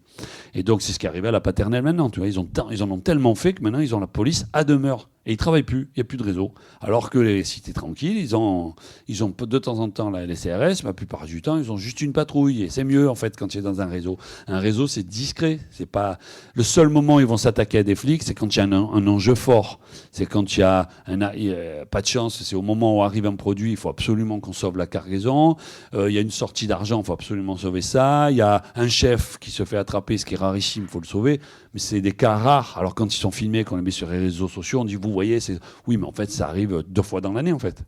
C'est vrai que c'est grave, mais ça arrive 2 fois dans l'année. La réalité, c'est qu'on ne fait rien. Quand il y a les flics, il n'y a qu'un seul objectif quand la police arrive dans une cité pour un réseau de stupes, c'est que le charbonneur, celui qui a la sacoche, aille se cacher. Il n'y a que lui qui compte. Parce que lui, il a du produit, de l'argent. Ou alors, les réseaux les plus organisés ont 2 mecs, un qui a l'argent, un qui a le produit. Ça, les réseaux les plus subtils font ça. Ils sont c'est de moins en moins courant. Ils sont un peu plus primitifs à nouveau. Ils mettent les 2 dans la sacoche. Et le but du jeu, c'est de faire ralentir la police pour gagner une 30aine de secondes, pour qu'il cavale et qu'il aille soit dans une cave, soit chez une nourrice. C'est tout. C'est le seul but. Il n'y a pas d'autres objectifs. On veut sauver personne. On veut pas que les guetteurs soient pas pris. On veut uniquement sauver la sacoche. Et donc, le but du jeu, c'est de crier le plus tôt possible quand la police arrive pour avoir ces 30 secondes et parfois pousser une poubelle ou un truc devant la voiture pour qu'elle perde 5-6 secondes de plus, 10 secondes. C'est que ça. Il n'y a pas d'autre objectif. Et donc, les guetteurs sont importants. Parce qu'à 10-15 secondes près, un guetteur qui voit 15 secondes trop tard, c'est 15 secondes de moins. Et donc, quand ils veulent commencer à mettre la misère, ou mettre à l'amende pour parler comme eux, ou carotter les guetteurs, ben le but c'est quand une voiture de police rentre, ça crie aha, le gars arrive à passer et on fait croire qu'il y a eu un problème. On dit là, il a failli se faire choper. Toufik, là, qui avait la sacoche, il a failli se reprendre. Hein. Ça a fallu de ça, on ne vous paye pas aujourd'hui les gars. Donc aujourd'hui, on ne vous paye pas. Ça démarre comme ça. On ne paye pas. De temps en temps, ça veut dire tous les jours, il y a des guetteurs, il y a des gens qui se font choper. La police, tous les jours, interpelle et tous les jours, elle fait des saisies. C'est quotidien qu'il y a du 1000, 2000, 800 euros de stupes, des produits, c'est tous les jours. Et ben là, il faut que tout le monde rembourse. Tous les guetteurs vont rembourser. Là, les 10 qui travaillaient, les gars, il y a 1500 euros dehors, vous remboursez et vous travaillez gratuit. Ça, c'est le début d'endettement. Après, il y a une autre méthode. Je vais vous raconter toutes celles que je connais. Enfin, pas toutes. Hein. Dans mes livres, vous les avez. Hein. Et de toute façon, j'en découvre toujours des nouvelles. Hein. Ils sont originaux là-dessus. Une autre méthode, c'est tu vas faire une promotion à un gamin. Et tu vas lui dire, toi, demain, tu es collecteur. Tu vas être collecteur. Collecteur, c'est que tu vas voir les 3 points. Par exemple, un réseau, il y a 3 points de vente. Donc, il y a 3 sacoches. Donc, il y a 3 fois de l'argent. Le collecteur, il va aller chercher les sous aux 3. Et il va le ramener à ce qu'on appelle... alors, ça dépend d'un réseau à un autre. Il y en a qui vont dire le gérant, d'autres qui vont dire le comptable. C'est ramené. Donc là, pour la petite histoire, pour le Kalachnikov Dream, chaque minot qui va aller chercher au collecteur, il a quelques milliers d'euros en plus en petite coupure, donc ça a de la gueule. Il fait des snaps avec, déjà immédiatement. Il fait un snap et moi je suis blindé. Tu es blindé de l'argent qui n'est pas à toi, que tu vas redonner tout de suite. Et le collecteur, c'est celui qui fait les plus beaux snaps, parce que lui, il a plus d'argent, puisqu'il en a pris 3. Il fait des snaps avec ça, je suis en place, je suis collecteur, je suis trop fort. Et ensuite, il va le donner au comptable qui, lui, fait les snaps les plus fabuleux, où lui, carrément, il fait des lits de billets, il se met dessus, mais c'est toujours pas pour lui. Tout ce pognon-là va partir, il va rien avoir. Il va avoir un petit salaire, mais c'est pas pour lui. Pour ça, il faut pas se laisser leurrer par ces trucs d'argent. Oui, il y a de l'argent, mais c'est pas pour eux. C'est pour les semi-grossistes. Et eux, ils sont sans pitié. Si tu les payes pas, ils sont sans pitié. Donc en fait, l'argent remonte jusqu'à eux. Et eux, ils placent. Ils placent les sous. Tu vas trouver à Dubaï, tu vas trouver. Eux, c'est une autre affaire. Mais là, les petits, donc, tu es collecteur. Quand tu es collecteur, tu fais tes snaps le soir pour dire que tu es en place. Tu te vantes partout. Tu appelles les copains. Tu es le roi du monde. Et le lendemain, quand tu reviens, on te dit, oh, il manque 3 000 € là. On t'invente un trou. Et dans ce coup, il y a un trou dans la caisse. Un faux trou. Parfois, il y a un vrai trou, parce qu'il y a des petits, ils n'arrivent pas. C'est trop dur. Il faut qu'ils prennent les 200-300 €. Je rembourserai, ils ne le verront pas. Et bien sûr qu'ils le voient. Et même, ils te tentent pour ça. Ils veulent que tu prennes les 200-300 €. Et donc, il y a les vrais et les faux trous. Il y a les deux qui existent. C'est leur jargon, un trou. Je t'ai fait un trou. Si vous entendez ce truc-là, tu as un trou, j'ai un trou, ça veut dire un trou dans la caisse. Et donc, vrai ou faux, de toute façon, ça veut dire que, bon, déjà, tu prends une rouste. Ce qu'ils appellent les moulants. Mais moi, quand j'étais minot, un moulant, c'était marrant. C'était désagréable, mais marrant. On te courait après, on te mettait des steaks un peu trop forts, et après, c'était toi qui allais le faire au prochain. Non, un moulant, maintenant, on roue de coups quelqu'un. Et on le fait de façon publique pour que ça se voit. À la fois, il faut sidérer les autres, et à la fois, il faut faire passer le message. Vous voyez, ça se passe comme ça. Et donc là, dès le plus jeune âge, quand tu es enfant, tu assistes à des moulants. Tu assistes des moulons, donc on roue de coups un minot. Il faut que ça finisse en sang. S'il y a des fractures, c'est pas plus mal. Et on peut piquer au couteau, ça peut arriver. Donc rouer de coups un gamin, qui après, on le maintient quand même en état de travail, puisqu'après, il va travailler après. Parce qu'après, s'il a un trou de 3 000, il faut qu'il travaille pour 3 000. Et là, ça peut aller jusqu'à l'enfermement. Alors c'est rarement les gens qui ont de la famille. Ça peut arriver. Ça peut arriver qu'on vienne t'enlever chez toi, on t'amène dans une autre cité, soit dans un autre endroit. Moi, j'ai eu des cas de minots qu'on a enlevés du 15e à Marseille, qui ont dealé à la Caillole. Et on t'enlève, et pendant 3-4 semaines, tu es dans un squat. Et tu vas vivre 3-4 semaines enfermé dans un squat, torturé si c'est nécessaire. Il y a de toute façon une torture psychologique, et il y a le manque de sommeil. Le manque de sommeil, c'est une méthode. Le manque de sommeil, c'est une méthode. Il ne faut pas qu'ils dorment. Donc on leur laisse la lumière, on les réveille sans arrêt, on leur pose des questions débiles, il ne faut pas qu'ils dorment. Et parce que là, après, quand tu n'as pas dormi, tu écoutes tout ce qu'on te dit. C'est une méthode de terroriste, ça. C'est une méthode dans les pays... de toute façon, tout y est. Il n'y a rien de différent. Pour ça, moi, que j'ai les collègues prix Albert Londres, qui sont des journalistes grands reporters de guerre, je leur dis, mais intéressez-vous à ce qui se passe chez nous. C'est en milliers, en fait. On a des milliers de la même chose que ce que vous avez en Syrie. On a des tortures, on a des trucs, il faudrait un peu s'y intéresser, quoi.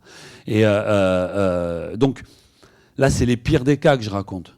Bien sûr, c'est pas tous les gosses dans les 20 000 que je vous dis, c'est les pires des cas qui sont dans ce truc-là, mais c'est ceux que vous allez avoir après en bout de chaîne, chez vous. Et après, il y a une manière toute bête, par exemple, que j'ai découvert il n'y a pas si longtemps, que j'ai raconté, c'est les gamins dans les quartiers populaires. Il faut absolument qu'ils aient des 2 roues. Il faut cabrer en 2 roues. D'abord à vélo, puis après en scooter, puis après en moto. Sinon, tu tiens moins que rien. Alors, pour la petite histoire, pour moi, il y a quelque chose de très freudien. C'est du priapisme. C'est le sexe dressé permanent. Pour moi, c'est vraiment ça. Pour moi, c'est tu mets ton scooter droit, comme tu as ton sgeg en avant, comme ça en permanence. C'est vraiment ça. Et donc, il faut tout le temps qu'ils fassent ça. Ce qui veut dire qu'ils se prêtent les scooters. Tiens, prends la moto, vas-y, essaye là. Putain, elle est méchante en moto. Et comme c'est la moto qui a SCH, son truc, quoi, elle est méchante, tout ça. Voilà. Et ça cabre toute la journée. On fait des snaps, il est trop fort, c'est rigolo. Et après, on rentre, on dit, hop, maintenant, tu as tes empreintes tu as des empreintes sur la moto. On va aller faire des bracos. Tu travailles gratuit, ou on fait des bracos.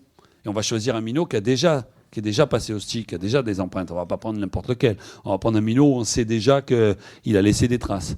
Parce qu'en fait, l'information, c'est primordial dans les réseaux. Il faut savoir qui est qui, quelle est son histoire tout le temps. C'est pour ça qu'ils parlent tout le temps, ces gens. Tu as l'impression que c'est sympa, mais c'est pour avoir des infos tout le temps, des infos sur la famille, des infos sur ce qui t'est arrivé. Parce que chaque fois qu'on a une info, on se dit, voilà, sa faiblesse, c'est celle-là. Lui, sa faiblesse, c'est il a des empreintes.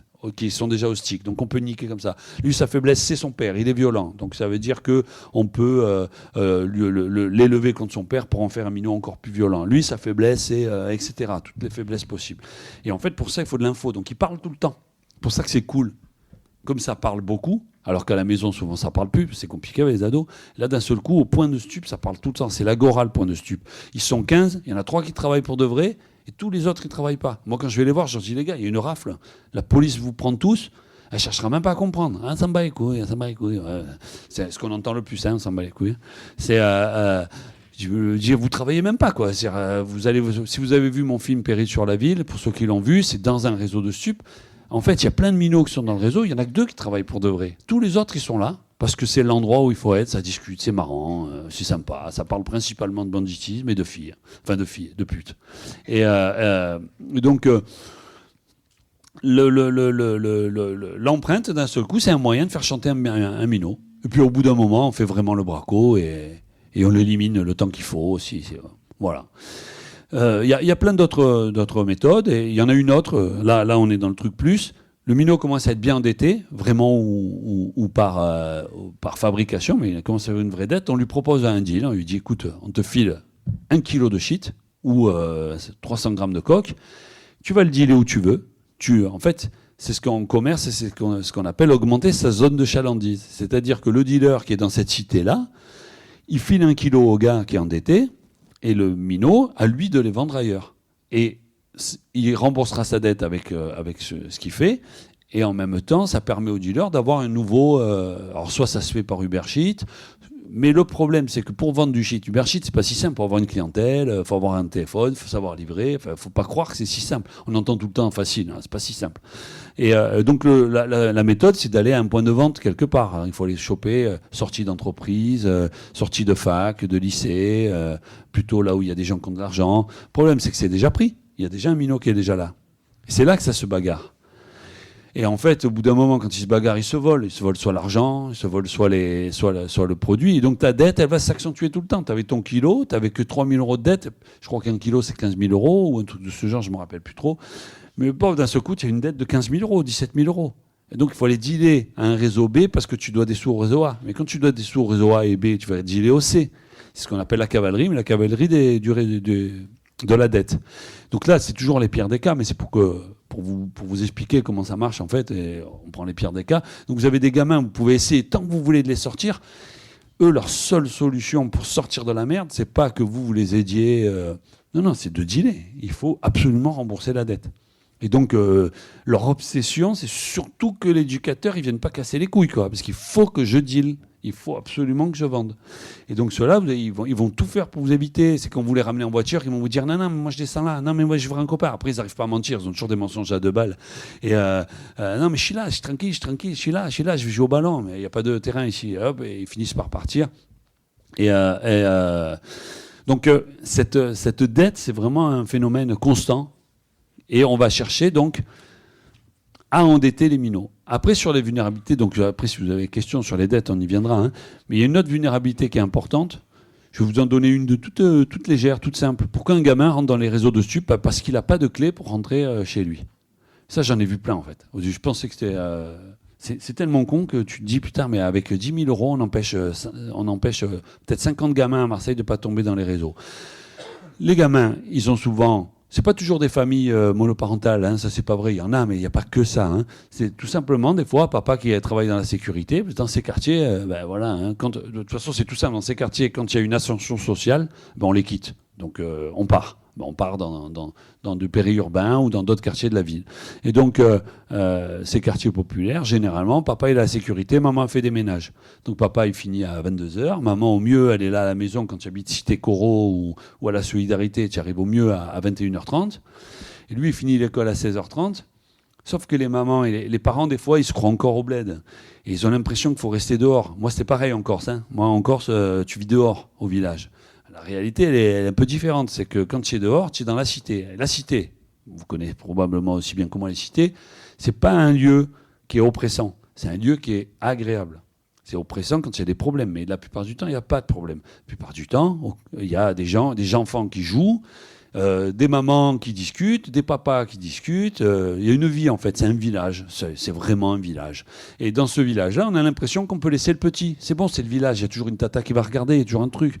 Puis même en plus, comme il y a des guetteurs, ils font ralentir les voitures. Il n'y a même pas de voitures qui passent à fond et tout. Donc en fait, c'est sécurisé. Mais c'est une illusion. Et ça, les parents, des fois, ils se disent, c'est bon. Moi, je l'élève bien, mon fils, à la dure. Quand il élève bien, ça veut dire qu'il met des torgnoles. Hein. Ça veut dire, moi, je l'élève à la dure. C'est bon, il ne va pas tomber. Il est tranquille. Il n'est pas tranquille parce qu'il va se faire choper. Petit à petit, il va aller au point du réseau, on va le voir, on va discuter avec lui. Alors lui, il aime bien la bagarre, lui, il aime bien le MMA, lui, il aime bien, je sais pas, n'importe quoi, même des trucs très positifs, Fortnite, trucs de gosse, quoi. Hein, rien de... Et on va être sympa avec, on va être sympa. Et un jour, on va lui proposer de faire un premier boulot, un truc tranquille. Et il va le faire. Et on va le payer. Ah, c'est pas mal, etc. Et en fait, s'il aurait eu des clés, à 16h30, il rentrait. Alors après, ça pose d'autres problèmes. Ça pose un problème où il va être devant Fortnite jusqu'à 10h du soir en mangeant des tacos. Donc malbouffe et addiction au jeu. Mais c'est un autre problème. On le réglera plus tard, j'ai envie de dire. Mais tu vas avoir des minots, ils vont aller chez eux. Ils vont au moins rentrer chez eux. Là, tu as plein de gosses, ils rentrent pas. Ils n'ont pas de clé. Les parents, ils se disent, ils vont la perdre. Et moi, j'ai rencontré la directrice adjointe des RIA qui avait lu mes livres. Qu'est-ce qu'on peut faire? J'ai dit, déjà, faites des clés automatiques à tout gamin. Automatique, je ne sais pas par quelle procédure vous pouvez faire ça. Vous essayez de savoir qui a des clés. Alors, ça va être chiant, hein, je le sais. Hein. Ils vont la perdre. Mais en fait, tu fais ça, tu vas sortir des gamins ne vont pas rentrer dans les réseaux parce qu'ils ont des clés. Donc, voilà une vulnérabilité simplissime, une faiblesse simplissime, pas de clés. Après, c'est vrai qu'il y aurait une éducation parentale à faire, du genre, c'est quand même mieux de ne pas rester trop longtemps dans la maison. Bon, ça, j'imagine qu'on le fait déjà plus ou moins, mais ça ne marche pas forcément. Déjà, physiquement, une clé. Après, je vais partir sur une autre vulnérabilité qui, là, est plus gravissime. Vous avez dit tout à l'heure que vous avez maintenant des cas de gamins qui sont dans des crimes. Donc, je crois que c'est M. Pibaro qui avait dit que l'année dernière, ou en 2023, enfin, dans ces 2 années-là, il y avait eu... au sein de la PJJ, je ne sais pas si c'est département, je pense, 83 jeunes qui étaient impliqués soit dans des tentatives d'homicide, soit des homicides, qui étaient à la PJJ. Donc 83, dans les Bouches-du-Rhône. Donc 83, c'est beaucoup. C'est pas, là, on est en train de parler d'un phénomène. On n'est pas en train de parler de quelque chose... Pourquoi 83 gamins? Donc comme je disais déjà, les jeunes tuent des jeunes. Donc c'est logique, en fait, parce que le terrain est délégué aux jeunes. C'est les jeunes qui passent à l'acte. C'est logique. En plus, les jeunes sont vulnérables, manipulables. Là aussi, c'est toujours logique, mais après, on va voir comment ils font. Et en plus, les jeunes, ils vont en prison rapidement. Ils sont couillons, qu'on le veuille ou non, mais pas plus eux que moi, je l'étais au même âge. Hein. Et de toute façon, ils vont se faire avoir soit par la concurrence, soit par la police. On a parlé de Mathéo, je vais venir sur ce cas. Le gamin, là, qui vient de la cité, il était de Simiane, je crois. De Gardanne. Il a été formé en banlieue parisienne pour ce qui est de la délinquance. Et il est revenu ensuite pour les Yoda ici, donc pour la Busserine à l'époque. Et bon, en fait, ça je vais vous expliquer comment on repère ces gamins et comment on les forme. Mais en fait, cette violence, lui, il te dit qu'il touchait les fortunes, mais les sous, finalement... il les a pas touchés en fait. Il n'a pas d'argent au final, puisqu'il n'a pas été payé. On n'a pas eu le temps, il s'est fait choper avant. Et l'argent qu'on a donné pour les premiers meurtres était sur des comptes où les gars les ont déjà récupérés. Donc en fait, ce qui est très bien avec les gamins pour les dealers, pour les vrais dealers, c'est que tu les payes pas. Ils vont se faire choper. Ça ne veut même pas devenir des concurrents, ils vont se faire tuer. Donc en fait, c'est l'idéal. C'est parfait. C'est un cynisme total. Hein. Mais c'est pour ça que c'est des jeunes. Alors après, comment on prend les jeunes? On repère, dès le plus jeune âge, celui qui a une appétence à la violence. Dans nos classes, on a toujours eu, dans nos classes, celui qui aimait bien tirer des pierres sur les chats, arracher les ailes des mouches, mettre des taquets aux filles, qui est un peu violent, pour des raisons souvent familiales, pour des raisons parfois psychologiques, ça me dépasse un peu, mais pour des raisons personnelles qui vont avoir une appétence à la violence. Quand on grandit à Andoum, quand on grandit, je sais pas, dans le 9e arrondissement, tout ça, ben ça va donner juste des petits cons plus tard. Ça va donner le petit con en soirée qui fait chier. Là. Ça va donner le petit bagarreur, merdeux. Mais ça va s'arrêter là. C'est pas grave en fait. La tête à claque, quoi. Quand tu grandis en cité, on te repère. Tu es le petit 12-13 ans, la bagarreur. Alors, la méthode, c'est d'abord t'humilier quand tu es très jeune. C'est-à-dire pendant longtemps, on va prendre un plus grand qui te traque sans arrêt et qui te met des coups et qui te met par terre. Mais sans jamais te fracasser, hein, mais qui prend le dessus tout le temps. Et toi, tu vas être sans arrêt dans l'humiliation. Puis il faut le faire devant tout le monde. Hein. Tu vas être sans arrêt dans l'humiliation et dans l'habitude que ça fonctionne par la violence. Et ensuite, un jour, ce petit de 13 ans, il va gagner contre un petit de 15. Et il va le fracasser. Et il va en rajouter. Hein. Il faut qu'il y ait du sang, tout ça. Et il va être ultra valorisé par le groupe. Ultra valorisé. C'est devenu quelqu'un. C'est un cador. Il va avoir droit à ses snaps. Il va avoir droit à ses photos. On va le mettre devant. Tout va se raconter partout. Ça va devenir l'information du mois. Ça ne va parler que de ça. Un tel a fracassé un tel. Il a 13 ans. Il est trop fort. Alors là, c'est un fou, tout ça. Le petit, il est ultra valorisé sur quelle compétence? La violence. C'est bon. On l'a happé. Lui, sa compétence, ça ne sera pas la patience, ça ne sera pas le calcul, ça ne sera pas la physionomie, ça ne sera pas toutes les autres compétences nécessaires, ça ne sera pas la mémoire, ça sera la violence. Ils ne sont pas nombreux comme ça, hein. Ils sont minoritaires. Hein. Par contre, ils sont précieux. Donc on en a un, on tient un violent. Le plus vite possible, il faut le faire prendre de la coque. Ils essayent. Donc il y a plein de moyens de te faire aller à la coque. Et après, on valorise. C'est-à-dire, tiens, il y a un truc assez mesquin, les tout petits qui veulent travailler dans les stupes, qui veulent à tout prix travailler quand tu as 10, 12 ans, mais qui ne sont pas compétents, on leur fait faire un truc qui s'appelle les microbes, on leur fait faire du détournement de clientèle. C'est-à-dire il y a le réseau d'en face, avec qui une sorte de paix négociée, c'est pas la guerre, mais bon, en tout cas une guerre de clientèle, et tu vas détourner la clientèle. Et on prend des gamins, dégourdis, marrants, vous les voyez tous à 10 ans, ils sont pas encore pervertis, ils sont marrants, ils sont pas trop cons encore. Et ils vont voir les clients, eh bien, chez moi c'est trop bon, vas-y, chez moi, tu as de la C, elle est trop bonne, ça, et après tu as une promo, ils détournent la clientèle. Qu'est-ce qu'on fait? On prend notre violon, on dit, tu vois les microbes là-bas? Tu me les fracasses, mais fracasse, avec des dents cassées, il faut que ce soit sanglant. Et là, hop, ça y est, il a un premier rôle. Il va fracasser des microbes. C'est pas dur en plus. Les petits, c'est des petits merdeux. Et il les fracasse. Et il filme, il prend des photos, il faut que tout soit documenté.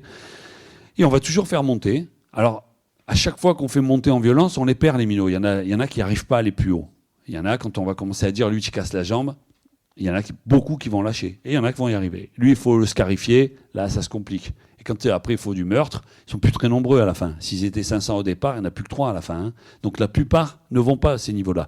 Mais le meurtre, on prend le Matteo, c'est un exemple. Il y en a un autre qui s'appelait Mareco, qui était un Parisien, qui était à Busserine, qui était une ordure, une pourriture. Hein. Mais donc des minots qui ont eu des problèmes. Alors Matteo, il avait un petit problème psy, hein, clairement. Un père riche, corse, qui vit sur son île, je crois que c'est un restaurateur, et une mère, pas dans la misère, parce que je crois qu'elle est fonctionnaire, mais bon, moyenne basse, et il s'occupait de ses 2 sœurs, très bien. Et un jour, il assiste à un règlement de compte qui avait un petit de 14 ans se fait tuer devant lui, et il trouve ça fascinant.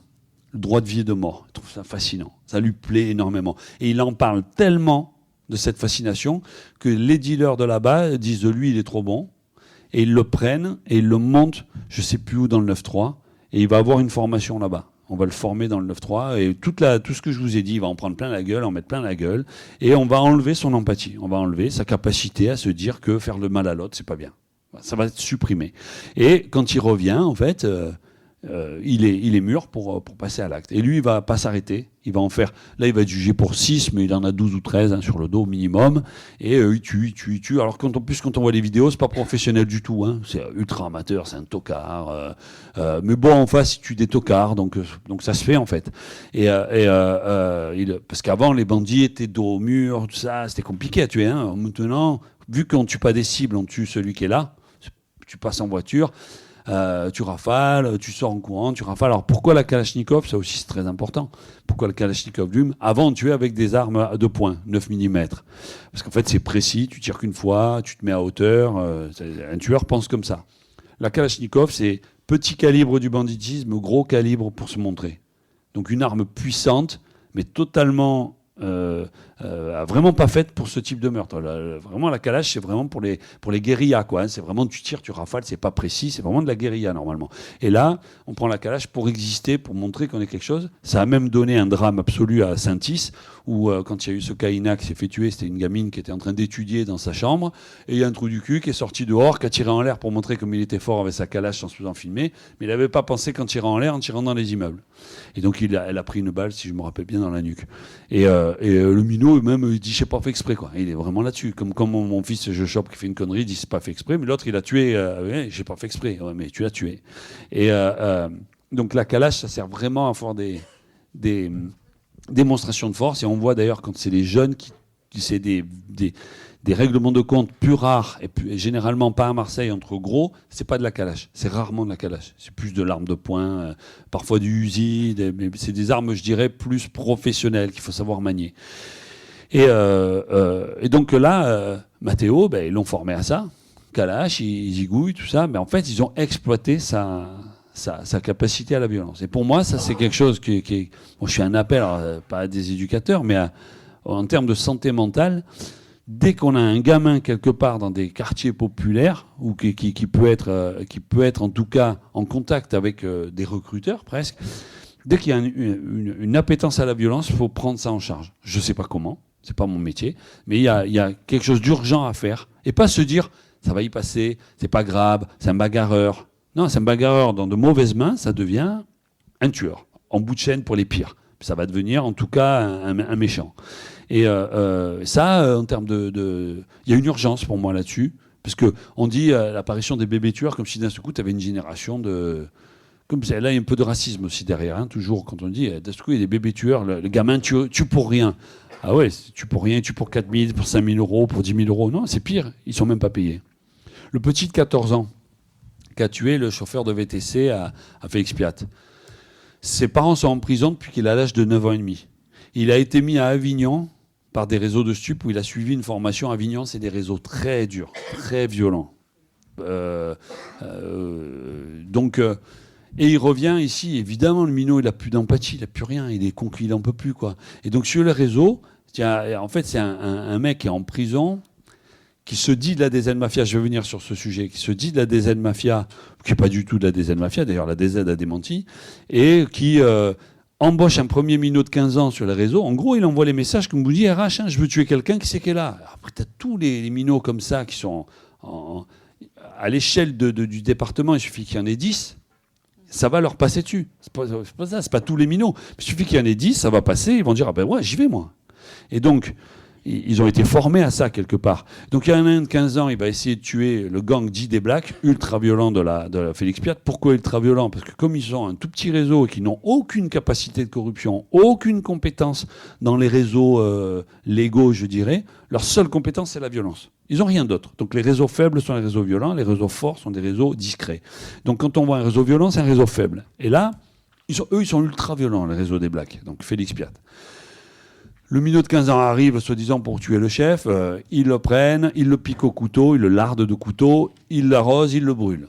Tac. L'autre, il apprend ça de sa prison, il en embauche un deuxième, 14 ans, qui y va, il monte dans le chauffeur de VTC, il dit « il faut que tu m'emmènes à Félix Piat, il faut que j'aille tuer le chef. » Le gars, c'est un éducateur dans la vie, il fait « descends de là », et l'autre, il tire une balle dans la nuque instantanément. Pour vous dire le niveau du minot. On a enlevé son empathie, on a enlevé sa capacité de compréhension. Le gars qui l'accompagnait reste con. Il dit, mais tu es fou, enfin, parce que lui, il n'était pas taré, il allait faire un contrat pour de vrai. Il reste con, il prévient l'autre en prison qui appelle la police. Le mec qui est en prison qui appelle la police pour dire, il vient de tuer le truc, c'est moi, commandité, un meurtre. Il dit, moi, je voulais tuer un mec des Blacks, je voulais pas tuer le chauffeur de VTC, j'ai rien fait. Et un mois plus tard, un peu moins, comme le gars qu'ils ont tué, comment il s'appelle ? J'arrive jamais à me rappeler son nom. Ben Nasser, je crois, ou je ne me rappelle plus.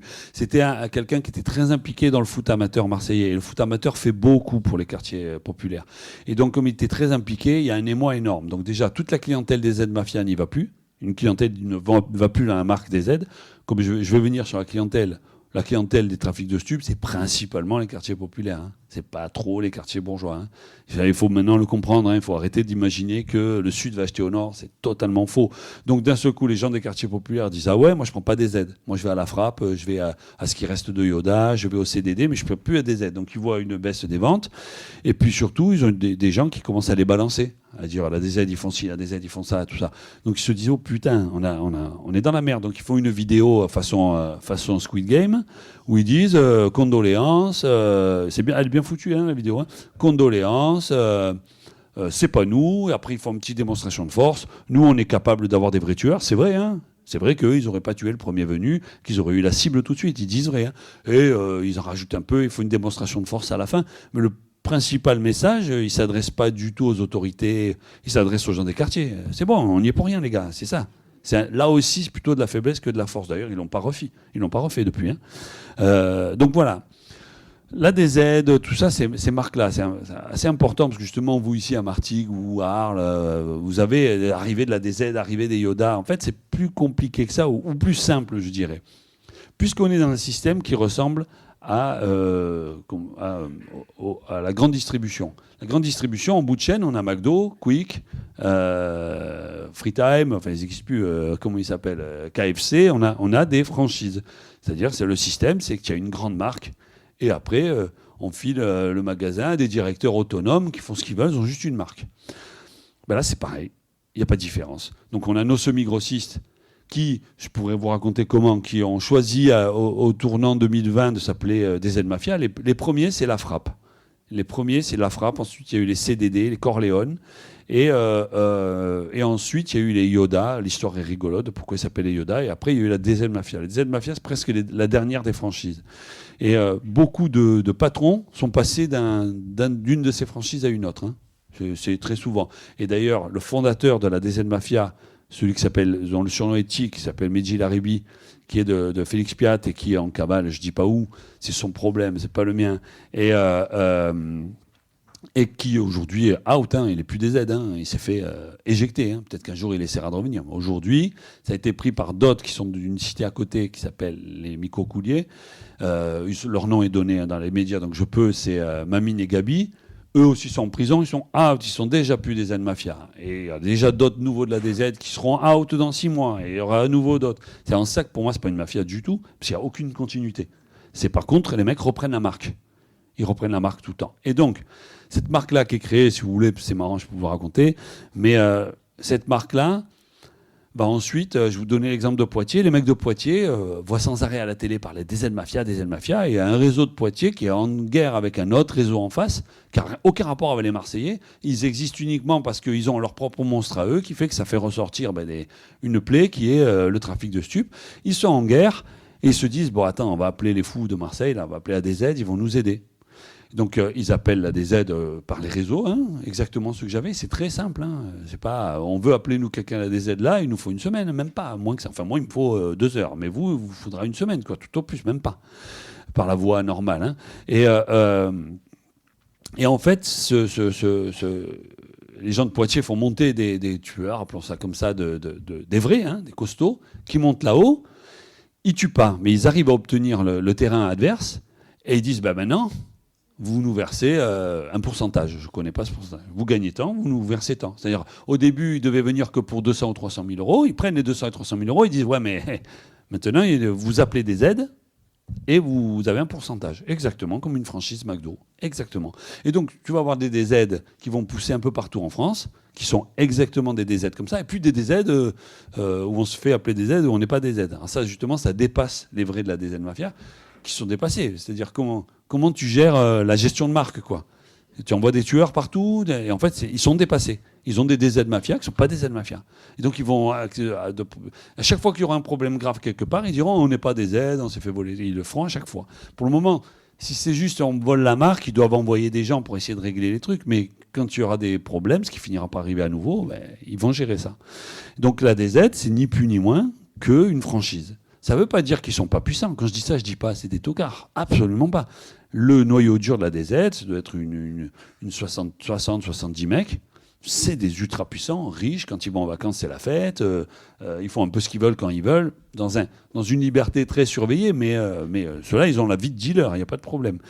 Mais ce n'est pas une mafia. Ils ont une corruption, ce que j'appelle une corruption de surface. Des avocats. Donc, des avocats, par exemple, qui vont venir défendre un de vos jeunes, mais en fait, c'est des espions pour le vrai dealer. Ça, c'est un vrai souci. Ils vont avoir quelques flics, mais c'est pas massif, mais ils vont en avoir de temps en temps. Souvent, c'est des adjoints de sécurité. Vous savez que quand Sarkozy, il a foutu un bordel, lui, vous imaginez même pas. Sarkozy, il a fait sa RGPP, c'est-à-dire le non-renouvellement des fonctionnaires. Ça a enlevé un nombre de flics incalculable, alors que Sarkozy, c'était la sécurité. Hein. Il a enlevé tellement de flics que quand Hollande arrive derrière, alors que c'est un socialo, il voit qu'il faut remettre des flics. Il voit qu'il n'a pas les capacités au niveau formation de remettre des flics, parce qu'on ne forme en France que 200 flics par an. Et il y en a 180 qui partent à Paris. Et les 20 restants se dispatchent sur toute la France. Donc, pour les départs à la retraite, ça va. Mais pour remettre des policiers, ça a été extrêmement compliqué. La solution qui a été trouvée, c'est de prendre des adjoints de sécurité.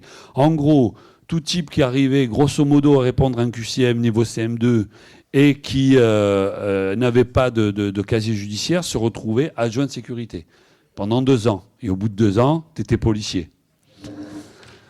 À Marseille, ils ont essayé de ne pas prendre trop de gens des quartiers nord, enfin des quartiers populaires, parce qu'ils avaient peur que ce soit des flics, des mecs des réseaux qui infiltrent. Donc ils ont pris des blancs et ça a donné une police raciste au final. C'est-à-dire tu prenais des mecs des nouveaux villageois et donc tu as fait rentrer, pas qu'à Marseille, tu as fait rentrer pas mal de gens racistes. C'est pour ça que la police est devenue plus raciste que par le passé, et qu'aujourd'hui, de façon connue par les autorités policières, il y a un racisme très fort dans la police. Mais attention, il y a aussi une police qui travaille bien. Il y a un mélange des deux. Je veux pas du tout fracasser la police, parce qu'il y a vraiment 2 polices, quoi. Mais surtout, ces agents de sécurité, il y a aussi des mecs qui travaillent pour les réseaux. Et qui ont... Donc, quand tu es dans la police, tu es obligé de te dire, attends, lui, il va, en fait, autant il est contre nous. Donc, quand il y a une opération, il ne faut pas le dire. Donc c'est un casse-tête pour les commissaires. Quand il faut envoyer une patrouille, ils sont là. On a quoi ? On a qui ? C'est quoi son passé ? Oh putain, lui on ne sait pas. Lui on est sûr. C'est un casse-tête en fait. Et donc oui, il y a cette petite corruption-là qui existe. Donc policière, avocats, magistrats non. Les magistrats, on n'a pas acheté de magistrats en France. Ils sont contrôlés déjà, payés suffisamment, plutôt bien. On n'est pas au Mexique. C'est en ça que c'est pas des cartels. Je dis pas que ça n'arrivera jamais. Je dis pas que c'est jamais arrivé. C'est déjà arrivé, c'est pas massif. Tu vas pas avoir c'est pas massif comme dans ces pays-là. Évidemment, on a eu de temps en temps des procès avec des surprises. On a depuis toujours à Marseille des pertes de dossiers. Il y a il y a eu un dossier de vol de voitures qui était en lien avec l'Algérie, qui était des milliers de vols de voitures, et ce dossier a disparu. Il y a le dossier l'OM, le dossier l'OM de 2001 ou 2002, il a disparu. Et pour le juger, ils ont été obligés de le réinstruire. Mais quand tu réinstruis un dossier, tu perds tout.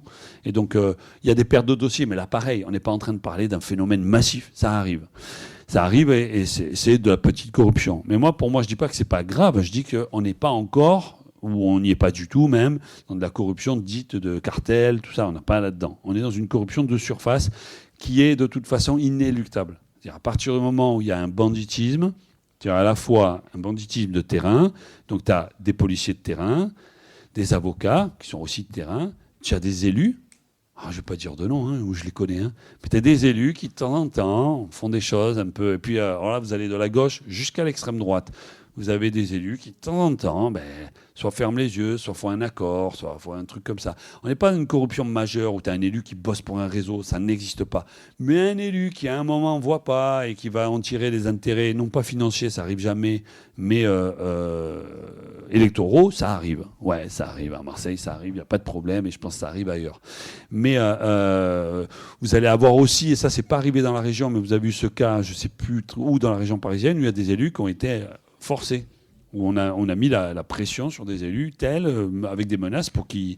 Donc ça aussi, ça devient inquiétant. Chez nous, c'est pas trop arrivé, mais c'est arrivé en région parisienne. Donc en fait, cette corruption quand même de surface existe, faut pas se leurrer. Et ces groupes-là, type des Z-Mafia, ont cette capacité-là à faire de la corruption de surface maintenant. Mais c'était le cas avant par nos bandits, qui étaient même un peu plus puissants, un peu plus avancés. Je vais finir juste avant des questions sur l'immobilier dans tout ça. Parce que moi, je fais un lien, j'ai la particularité, moi, de lier les choses. Pour moi, les stupes, c'est pas un truc autonome. Les stupes, c'est lié à plein de choses. Les stupes, c'est lié notamment à la rénovation urbaine. Là où il y a des cas aujourd'hui, alors c'est pas pensé tout ça, ça s'est fait au fur et à mesure. Là où il y a des trafics de stupes, il y a des détériorations de quartiers. Pourquoi ? La logique d'un trafiquant de stupes, c'est de choper des vulnérables qui travailleront pour lui. Avant de passer au mobilier, je vais dire un truc sur les consommateurs. Et après, comme ça, je ferai le lien. Les consommateurs, aujourd'hui, donc cocaïne et cannabis, on parle sans arrêt de récréatifs. Si je prends Marseille et les Bouches-du-Rhône, on n'a pas le show business de Paris, on n'a pas un barreau d'avocats phénoménal, on a très peu de sièges d'entreprise. Au niveau du journalisme, on est 40 ici. On n'a pas la clientèle type festive et récréative, c'est pas vrai. On n'a pas de quoi alimenter 160 réseaux sur les Bouches-du-Rhône à flux tendu. Il n'y a pas ça. C'est pas nos 3 avocats. Et en plus, même les avocats, pour moi, c'est même pas de la consommation récréative. En fait, on n'a pas les fêtards, là, les nighters, ça, il y en a quasiment pas. C'est dérisoire. Ils sont localisés dans un quartier de Marseille. Ils ont leur propre dealer à eux. Le récréatif, c'est pratiquement rien. Je sais même pas si c'est 2%, quoi. La réalité, c'est que la consommation, elle est soit c'est un anxiolytique, le cannabis, soit c'est une consommation de la performance. Et donc, l'anxiolytique, ça veut dire quoi? Qui consomme le plus? Les quartiers nord, les quartiers populaires. Qui consomme les stupes? Les quartiers populaires. Pourquoi? Parce que tu es dans des situations tellement dramatiques de misère sociale, de violence sociale, enfin, tout ce que vous connaissez mieux que moi, qui fait que la consommation de stupes, de cannabis, est une des solutions pour que ça passe mieux. Alors il y a aussi la diazépine, c'est-à-dire le Xanax, qui est plus ou moins légal, c'est-à-dire on va avoir des médecins qui, pour que les gens ne tombent pas dans les stupes, qui dealent pas pour acheter, ils vont donner des Xanax, et après on va donner à une maman qui va donner à ses sœurs. Voilà, elle a besoin que d'une boîte, on va lui en donner 5. Et voilà, ça existe. Il n'y a pas vraiment de trafic, hein, mais ça existe. Hein. Donc on a quand même pas mal de médicaments. J'ai beaucoup entendu souvent les femmes, hein, c'est plutôt les femmes qui sont sous diazépine, et souvent elles connaissent la molécule. Elles disent moi je prends ma diazé, ou alors elles disent je prends mes bonbons. Mais en fait les consommateurs, donc c'est principalement du consommateur pour le shit d'anxiolytiques. Et donc là aussi, la consommation, elle est liée au mal-être. Hein. Et c'est pour ça que dans les milieux ruraux, ça monte. Et c'est pour ça que dans le périurbain, ça monte. Parce qu'en fait, je vais donner un truc tout bête. C'est pas le cas à Marseille. Voilà, nous, on n'est pas concernés par ce que je vais dire. On le voit ailleurs. De plus en plus, les centres-villes sont gentrifiés. Bordeaux, Toulouse, Rennes. Donc les milieux populaires de ces villes-là sont rejetés aux extérieurs. Nous, c'est pas le cas. Nous, c'est l'inverse. Nous, c'est pas gentrifié. Nous, c'est particulier. Et donc, les milieux populaires étant rejetés à l'extérieur, c'est peut-être un peu le cas d'Aix aussi, même si là, c'est bourgeois quand même depuis longtemps.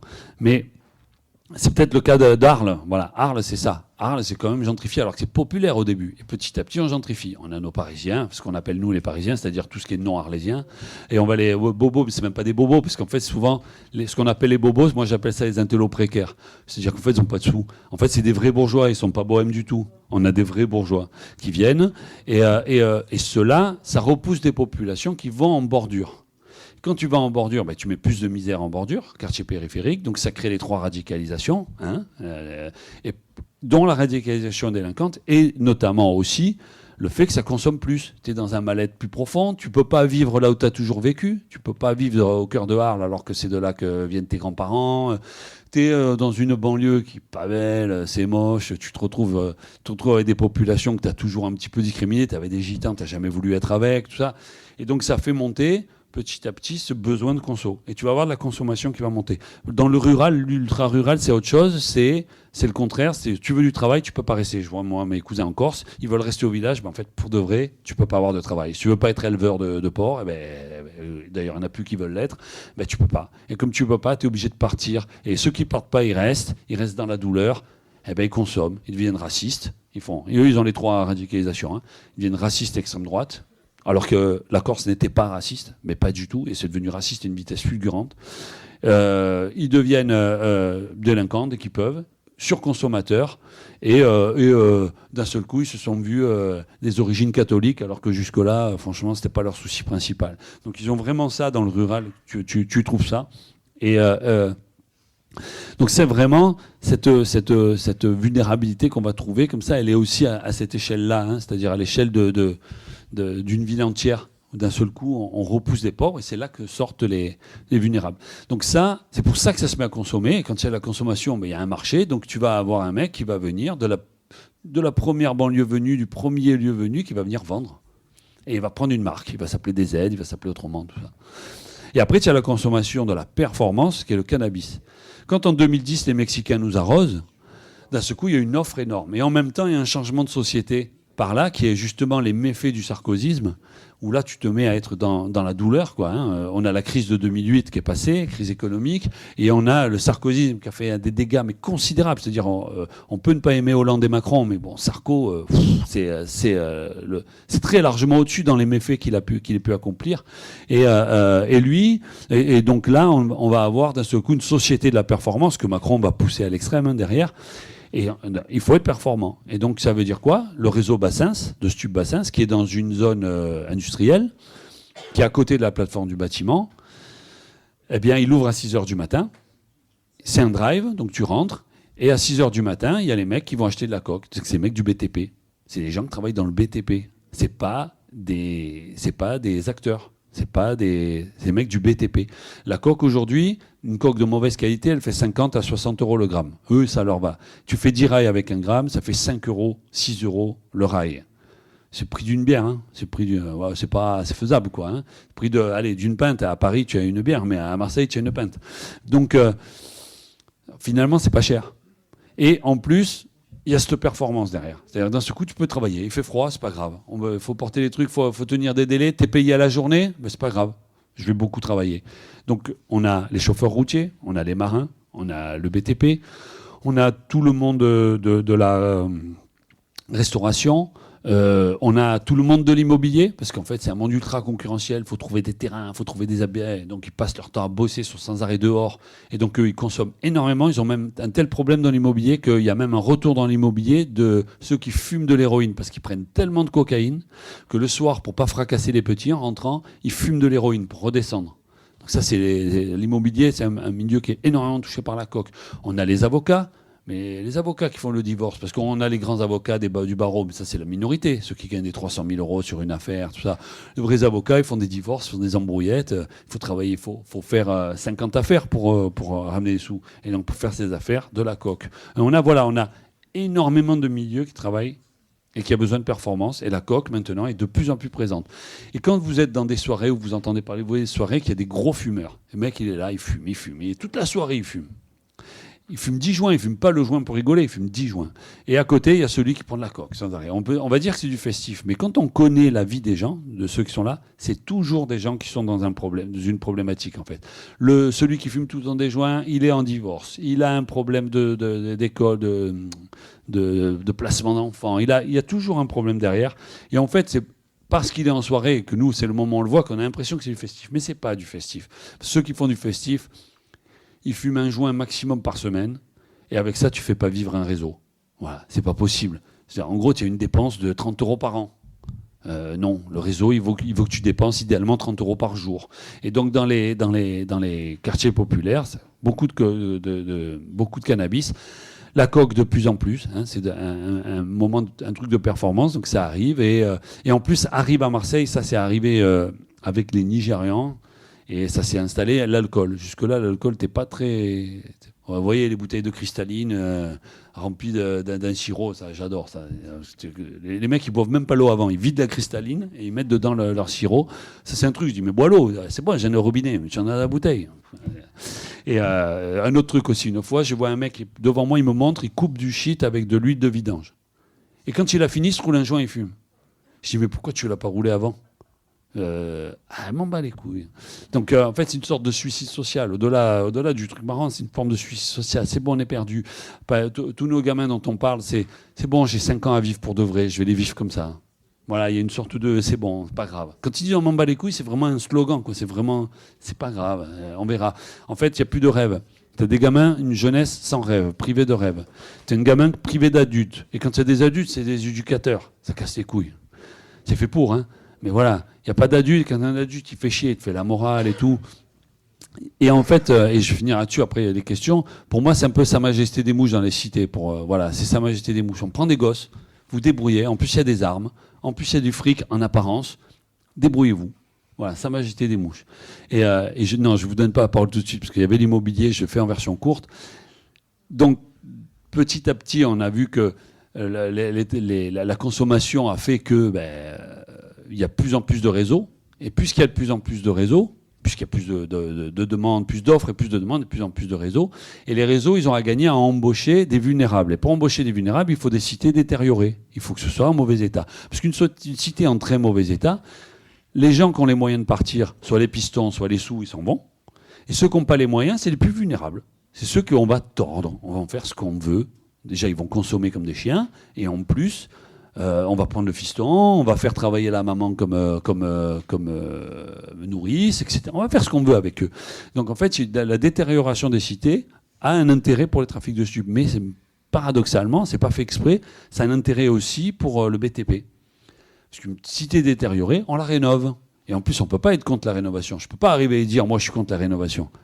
Sauf que quand je vois qu'au Flamand, cité qui se termine en 77, qui est rénovée en 84, qui est rénovée dans les années 90, qui vient à nouveau d'être rénovée, tu as compris qu'en fait, il y a de l'argent. L'ANRU, c'est vachement bien. C'est 1,3 milliard tous les 10 ans. C'est trop bon. C'est du BTP. Quand tu sais qu'il y a derrière le BTP, pas les entreprises du BTP, les pauvres, c'est les travailleurs qui se font... Mais les grosses entreprises qui ont les marchés, c'est les entreprises du banditisme. Aussi bien du banditisme de cité, parce que moi, je ne fais pas de différence entre le banditisme de cité et le banditisme dit à l'ancienne. Pour moi, c'est les mêmes. Il n'y a pas de différence. Voilà. Et cette différence, souvent, elle est raciste. Mais en fait, ils ont les mêmes fonctionnements. C'est juste qu'avant, ils habitaient à Saint-Mauron. Maintenant, ils habitent à la Busserine. En fait, ils n'y habitent plus d'ailleurs, mais ils sont de là. Il n'y a pas de différence. Je rappelle que les frères Barézy sont de la Busserine, qui sont des bandits notoires, toujours en activité, sont de la Busserine. Donc, il y a un intérêt au banditisme qui est derrière le BTP, au BTP lui-même, et il y a tout un système légal, que j'appelle le monstre, à ce que les cités se détériorent. Et donc c'est bon, c'est la fête. On a des réseaux de stupes. C'est parfait pour détériorer. Et en plus, d'un point de vue moral, tu passes ton temps à aller faire des images, des boîtes aux lettres cassées. Les boîtes aux lettres, elles sont cassées parce qu'elles ne sont pas réparées, en fait. Si tu les répares. Mais en fait, tu les répares pas. La réalité, c'est qu'on ne répare pas les boîtes aux lettres. Donc oui, casser, recasser, c'est la théorie du sociologue de l'école de Chicago, la première vitre cassée. Si tu remplaces pas la première vitre, tout va être dégradé. C'est une vérité. Donc là aussi, au niveau parfois au niveau des, il faut se rappeler que derrière RIA, il y a la CEPAC, il y a la banque, il y a la caisse d'épargne. La caisse d'épargne, ils font pas du social, hein. C'est pas vrai. Hein. Donc en fait, il y a tout un intérêt. Il y a toute une série d'intérêts qui font que la détérioration des quartiers, c'est pas un souci, hein. C'est un modèle économique. Alors je dis pas qu'ils font pour les dealers, c'est pas ça. Mais puisque les dealers font ça, ça nous bénéficie. Ça sert à quelque chose. Et donc il y a tout un système un peu qui... C'est pour ça que la solution sur les trafics de stupes, sûrement il y aura des questions, je ne vais pas y aller maintenant, sur la légalisation, dépénalisation, tout ça. Pourquoi il n'y a pas de débat ici ? Parce qu'en fait, il faudrait régler d'abord, le débat il est obligatoire, hein, on va y venir, hein, mais il faudrait régler les systèmes économiques, cet équilibre qui s'est mis en place autour des quartiers populaires et qu'il faudrait transformer pour aller vers autre chose. Merci à toutes et tous d'avoir écouté cette émission. On vous donne rendez-vous pour un prochain podcast où on aura l'occasion d'interviewer justement Philippe Pujol sur quelques questions relatives à la prostitution et des très jeunes filles, ou encore les solutions à apporter sur la question de la dépénalisation notamment pour réduire ce trafic qui empoisonne la vie des habitants dans les quartiers populaires notamment. Allez, ciao.